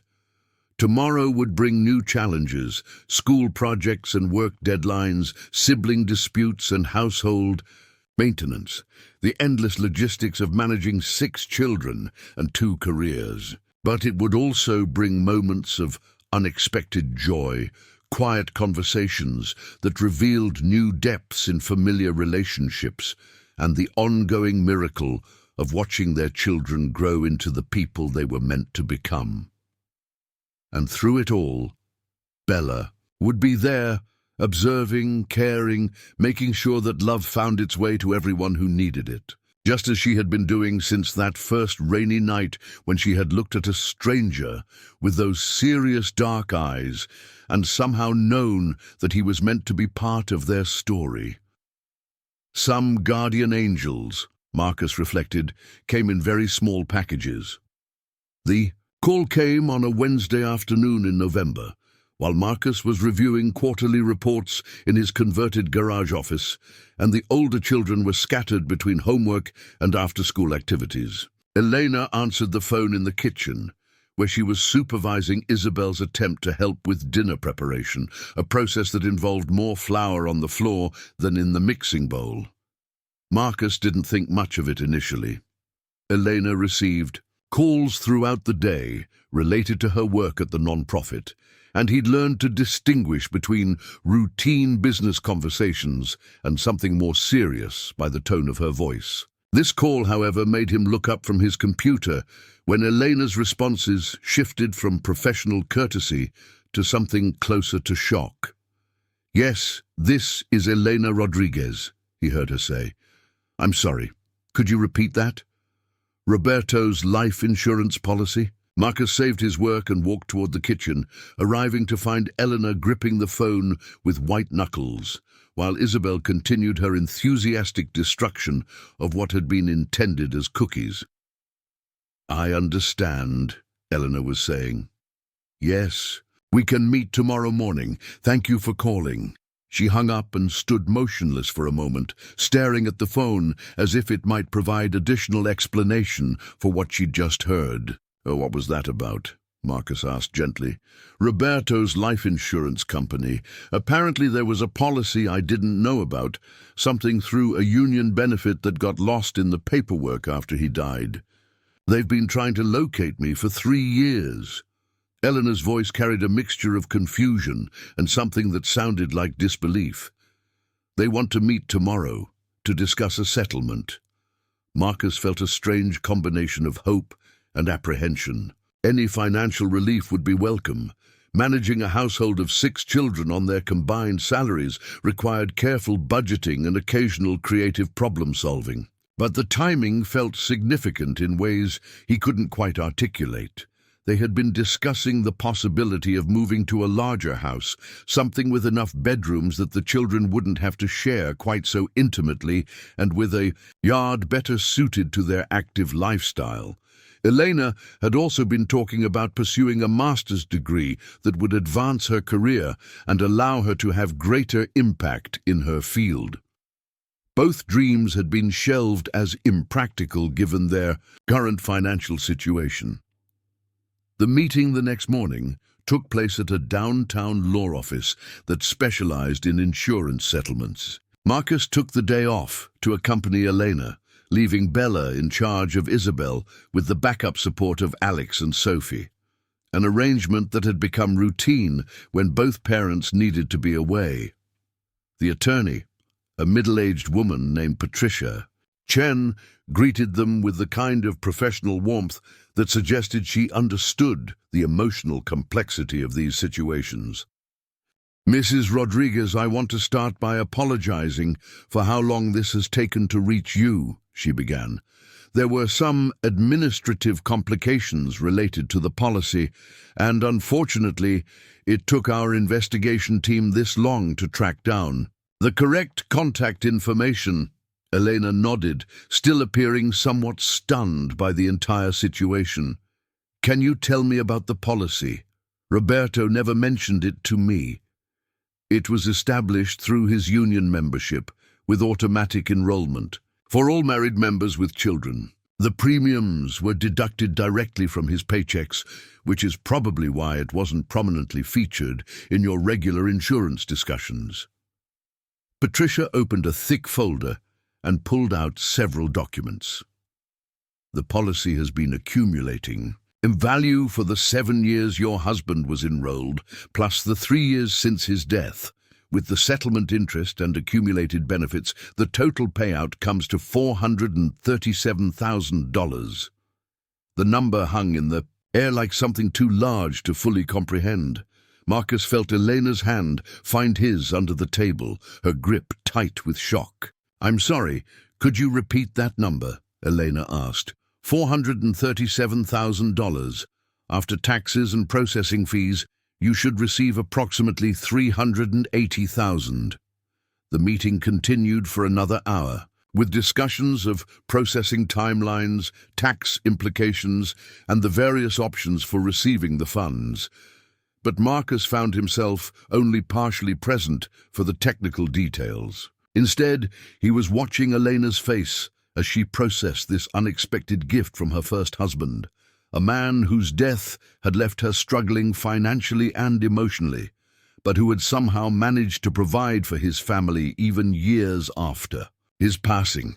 The drive home was quiet, both adults lost in their own thoughts about what this windfall might mean for their family. It was Eleanor who finally broke the silence as they pulled into their driveway. "I keep thinking about what Roberto would want me to do with this money," she said, her voice thoughtful. He was always practical about financial decisions, but he also believed in investing in experiences and opportunities for the children. "What are you thinking?" Marcus asked. "The house, obviously, and maybe my master's degree, but also—" Elena paused, seeming to organize her thoughts. "I want to set aside college funds for all the children, not just Roberto's biological kids. Alex, Sophie, Bella, Dylan, Isabel, they're all our children now, and they should all have the same opportunities." Marcus felt something tight in his chest loosen at her automatic inclusion of Dylan and Isabel. After 5 years together, such gestures still moved him, the way Elena had never distinguished between his children and hers. The seamless way she had embraced the concept of their blended family as simply their family. "That sounds like exactly what Roberto would have wanted," Marcus replied.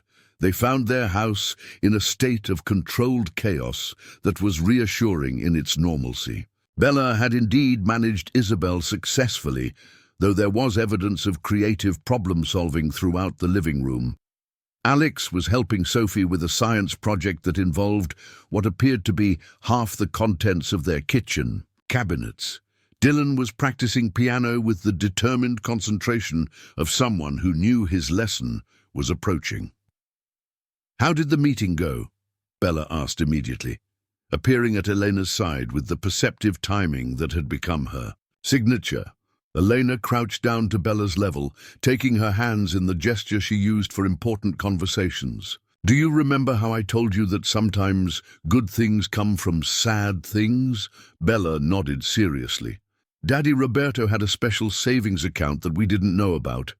He wanted to make sure that if anything happened to him, our family would be taken care of, like he's still taking care of us, even though he's in heaven."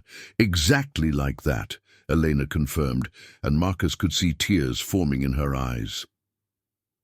Bella processed this information with her characteristic thoughtfulness, then asked the question that Marcus had been wondering about himself. "Does this mean we can get a bigger house?" "It might," Elena replied. "Would you like that?"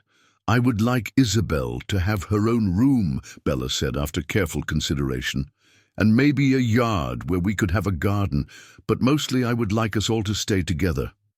"We're not going anywhere without each other," Marcus assured her, joining the conversation. "If we move, we all move. This family stays together."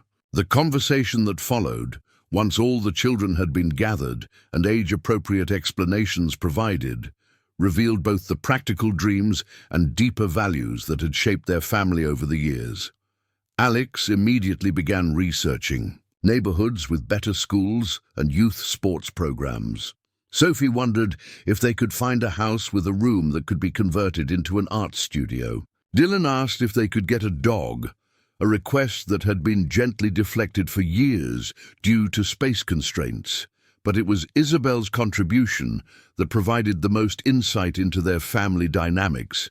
At 2.5, she didn't understand the financial implications of what had happened, but she understood that something important was being discussed. "Big house?" she asked, climbing onto Marcus's lap during their family meeting. "Maybe a bigger house," Marcus confirmed. Isabel considered this seriously, then looked around at all her siblings gathered in their living room. "All together?" "All together," Elena assured her. "Good," Isabel said with satisfaction, settling back against Marcus's chest as if the matter were now resolved to her specifications. The house hunting process that began the following weekend revealed both how much their family had grown and how specific their needs had become. They needed at least 4 bedrooms, ideally 5. They wanted a yard large enough for active play, but not so large as to become a maintenance burden. They needed to stay within the same school district to avoid disrupting the older children's established routines and friendships. But beyond the practical requirements, they discovered that they had developed very specific ideas about what made a house feel like home. It needed spaces for both group activities and individual retreat. It needed enough room for the kind of entertainment they had grown to love, the holiday gatherings and birthday celebrations that now involved extended family and close friends. Most importantly, it needed to feel like the kind of place where love could flourish, where children could grow and explore and make mistakes without fear, where adults could build a life together based on mutual support and shared values. The house they eventually found exceeded their expectations in ways they hadn't even known to hope for. It was a 1920s craftsman-style home in a tree-lined neighborhood, with 5 bedrooms, 2.5 bathrooms, and a kitchen large enough to accommodate their cooking as a team approach to meals. But it was the details that convinced them this was meant to be their home. There was a reading nook in the front room that seemed designed specifically for Bella's quiet contemplation time. The master bedroom had enough space for a small seating area where parents could have conversations without retreating entirely from family life. The basement could be finished into a playroom and homework center that would give the children space to spread out their increasingly complex projects. Most significantly, the backyard featured a mature oak tree with branches perfectly positioned for a treehouse, something that had been on Dylan's wish list since he was 6 years old, but had never been practical in their current home. The day they signed the papers, Marcus found himself thinking about the chain of events that had brought them to this moment. Roberto's death had been a tragedy that reshaped Elena's entire life, forcing her to relocate and struggle financially for years. But his final gift to his family was making possible a stability and security that none of them could have achieved individually. "Are you having second thoughts?" Elena asked as they left the realtor's office, paperwork completed and keys in hand. "About the house?" "Not at all," Marcus replied. "I was just thinking about timing, how all the pieces had to fall into place exactly when they did for us to end up here." "You mean if we had met differently, or if the insurance money had come through earlier?" "All of it. If Roberto hadn't worked for that particular company, if you hadn't needed to move to Portland, if your car hadn't broken down on that specific night." Marcus shook his head at the improbability of their story. There were so many variables that had to align perfectly. Eleanor was quiet for a moment, considering. Or maybe it wasn't about variables aligning. Maybe it was about people, making choices to care for each other, and everything else falling into place around that. That evening, they gathered the children in their current living room to share the news that the house was officially theirs. The reactions ranged from Dylan's enthusiastic whooping to Isabel's confused but happy clapping to Bella's characteristic, thoughtful nod. "When do we move?" Alex asked, already making mental plans. "In about 6 weeks," Elena replied. "That will give us time to pack properly and maybe do a little bit of painting in some of the rooms." "Can I help choose my room color?" Sophie asked. "Everyone gets to help choose their room colors," Marcus assured her. But it was Bella who asked, the question that cut to the heart of what this transition meant for their family. Will we still be the same family in the new house? Marcus and Elena exchanged a look, recognizing the deeper concern behind what might have seemed like a simple question. "Bella, what makes our family our family?" Elena asked gently. Bella thought carefully, as she always did when asked something. "Important. The way we take care of each other, the way we make room for everyone, the way we love each other even when things are hard." "Do you think those things depend on which house we live in?" "No," Bella replied, but Marcus could hear uncertainty in her voice. "Houses are just buildings," Marcus explained. "Families are about the people who choose to love each other and build a life together. We'll take everything that makes us us to the new house, and we'll probably discover some new, wonderful things about being a family, too." "Like having space for a garden?" Bella asked hopefully. "Like having space for a garden," Eleanor confirmed, "and room for everyone to have their own special places while still having places where we can all be together." As the evening progressed, and the children's excitement about the move began to settle into tired contentment, Marcus reflected on the conversation. Change, even positive change, could be unsettling for children who had experienced loss and upheaval. But their family had learned to navigate transitions together, supporting each member through the adjustment process. Looking around their current living room, the space where they had become a family, where they had weathered challenges and celebrated victories, Marcus felt grateful for both what they were leaving behind and what lay ahead. Tomorrow, they would begin the process of preparing for their move, involving all the children in packing and planning in ways that honored both their individual needs and their collective identity. But tonight, they were still in the house where Bella had first called him Daddy Marcus, where Isabel had taken her first steps, where they had learned that love could indeed make room for everyone who needed it. Some chapters ended not because the story was over, but because it was time to turn the page and discover what came next. 2 months later, Marcus stood in the doorway of their new home's living room, watching a scene that perfectly captured how seamlessly their family had adapted to their expanded space. Elena was curled in the window seat, reading a graduate school catalogue. She had decided to pursue her master's degree in social work, with classes starting in the fall.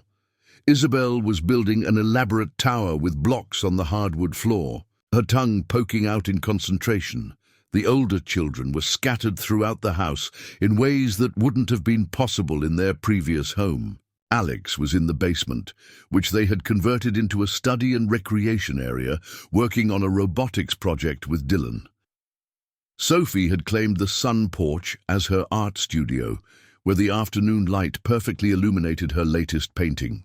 And Bella had discovered the perfect reading spot under the oak tree in their backyard, visible through the large kitchen windows. "Family meeting!" Marcus called out, and within minutes everyone had gathered in their spacious living room, a ritual that had evolved from necessity in their smaller home to choice in their larger one.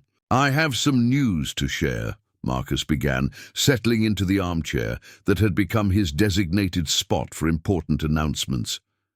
"I got a call from my supervisor today about a promotion opportunity." Elena looked up from the catalogue she'd been studying, immediately alert to the implications of workplace changes for their carefully balanced life. "It's a senior engineering position with the company's environmental sustainability division," Marcus continued. "Better salary, more interesting projects, and it would let me work on renewable energy systems. Something I've always wanted to do." "What's the catch?" Alex asked, with the perceptiveness of a 14-year-old who had learned that good news often came with complications. "The main office for that division is in Seattle," Marcus replied. "The position would require us to relocate." The silence that followed was filled with the weight of everything that statement implied. Seattle meant leaving the home they had just purchased and personalized. It meant leaving the schools where the children had established friendships and routines. Most significantly, it meant moving closer to Elena's extended family, including Carmen, who had become an integral part of their lives. "Seattle, where Abuela Carmen lives?" Bella asked, the first to break the silence. "Yes, about 20 minutes from her house," Marcus confirmed. Bella's face brightened immediately. "Would we see her more often?" "Much more often," Elena replied, and Marcus could see her mental calculations already working through the logistics and opportunities. The family discussion that followed revealed the different ways each member processed major life changes. Alex worried about leaving his robotics team and the engineering program he'd worked hard to join at his high school. Dylan was concerned about missing his best friend's bar mitzvah next spring. Sophie wondered if the art program at Seattle schools would be as good as what she had access to in Portland. Isabel, at nearly 3 years old, seemed primarily concerned with whether Mr. Hopscotch, who had transitioned from being exclusively Bella's to being a shared family comfort object, would be coming with them. But it was Elena's response that surprised Marcus most. Instead of the careful analysis of pros and cons he had expected, she seemed genuinely excited about the possibility. "I've been thinking about how isolated we are from extended family," she said. "The children barely know their cousins, and Carmen has been asking for years when we might move closer. Plus, the University of Washington has one of the best social work graduate programs in the country." "So you think we should do it?" Marcus asked. "I think we should seriously consider it," Elena replied, "but only if everyone can find something to be excited about in the change." The conversation continued over dinner, with each family member sharing their concerns and potential enthusiasms. Gradually, a picture emerged of what a Seattle move might offer them beyond the career advancement for Marcus. Alex discovered that Seattle had nationally recognized STEM programs and internship opportunities with major technology companies.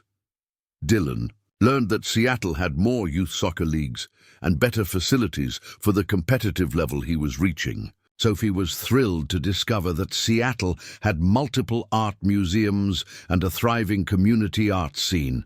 But it was Bella who articulated what became the deciding factor for the entire family.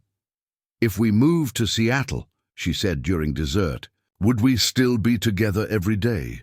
"Of course," Marcus assured her. "Families don't stop being families because they change cities." "And would we still do family meetings and movie nights and all the things that make us us?" "All of those things," Elena confirmed. Bella nodded with the satisfaction of someone who had identified the essential truth. "Then I think we should go. New places are just chances to discover new good things about being our family." The decision, once made, moved forward with surprising speed. Marcus accepted the promotion, contingent on a start date that would allow them to finish the current school year in Portland. They put their house on the market, where it sold within 3 weeks to a young family who were enchanted by the tree. House Dylan had convinced Marcus to build in the oak tree. The moving process revealed how much their family had grown and changed since their last relocation. This time, instead of a few boxes and essential belongings, they were transporting 5 years' worth of accumulated memories, artwork, books, and the comfortable debris of a large, active family. But more than their physical possessions, they were carrying forward the traditions and relationships that had defined their life together. Elena arranged for regular video calls with their Portland friends. They planned summer visits that would maintain the children's connections to their previous home Most importantly, they approached the move as an adventure they were undertaking together, rather than a disruption to their established life. The house they found in Seattle was different from their Portland home, but perfect for their current needs. It was larger, with enough bedrooms that Isabel could finally have her own space, and it featured a finished basement that would serve as Alex's workshop and Dylan's music practice room. The neighborhood was diverse and family-friendly, with excellent schools and easy access to the cultural opportunities that had drawn them to the city.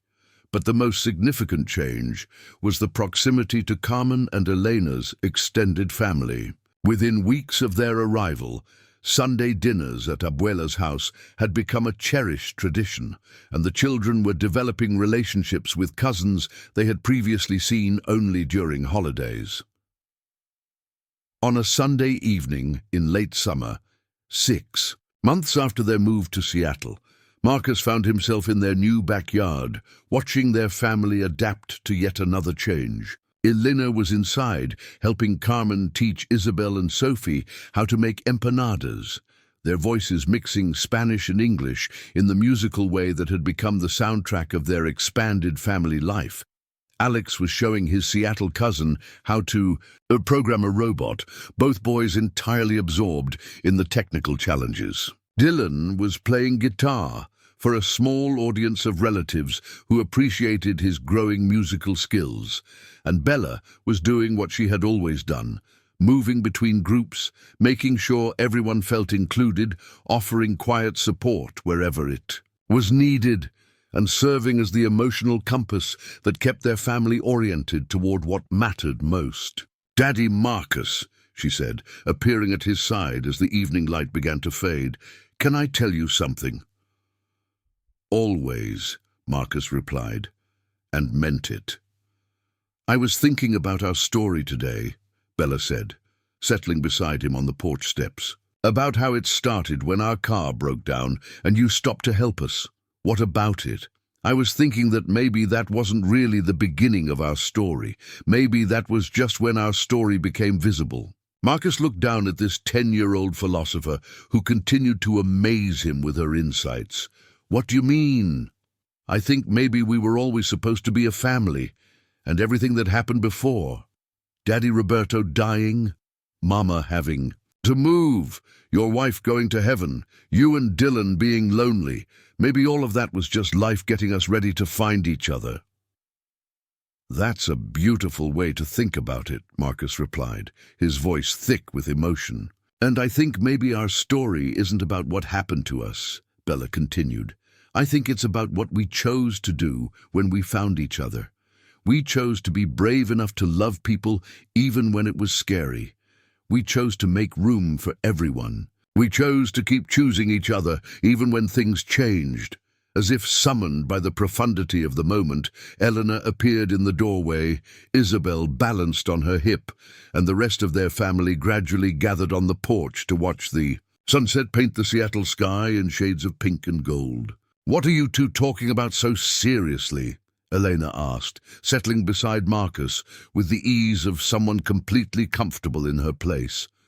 "Bella was telling me about our family story," Marcus replied, "about how some stories aren't about what happens to people, but about what people choose to do with what happens to them." Elena smiled, understanding immediately. "And what did we choose to do?" "We chose love," Bella said simply, "even when it was complicated and scary and we didn't know how it would work out. We chose love." As Marcus looked around at the faces of his family, Elena's warm smile, Alex's thoughtful expression, Dylan's contentment, Sophie's artistic absorption in the colors of the sunset, Isabel's sleepy security, and Bella's wise, serious eyes, he understood that their story would continue evolving as long as they kept making that choice.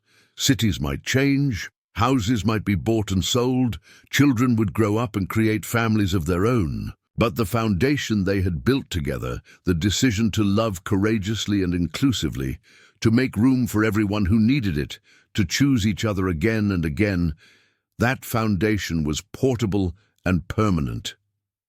I love our story, Marcus said quietly, encompassing all of them in his gaze. So do I, Bella replied, and the best part is we're still writing it.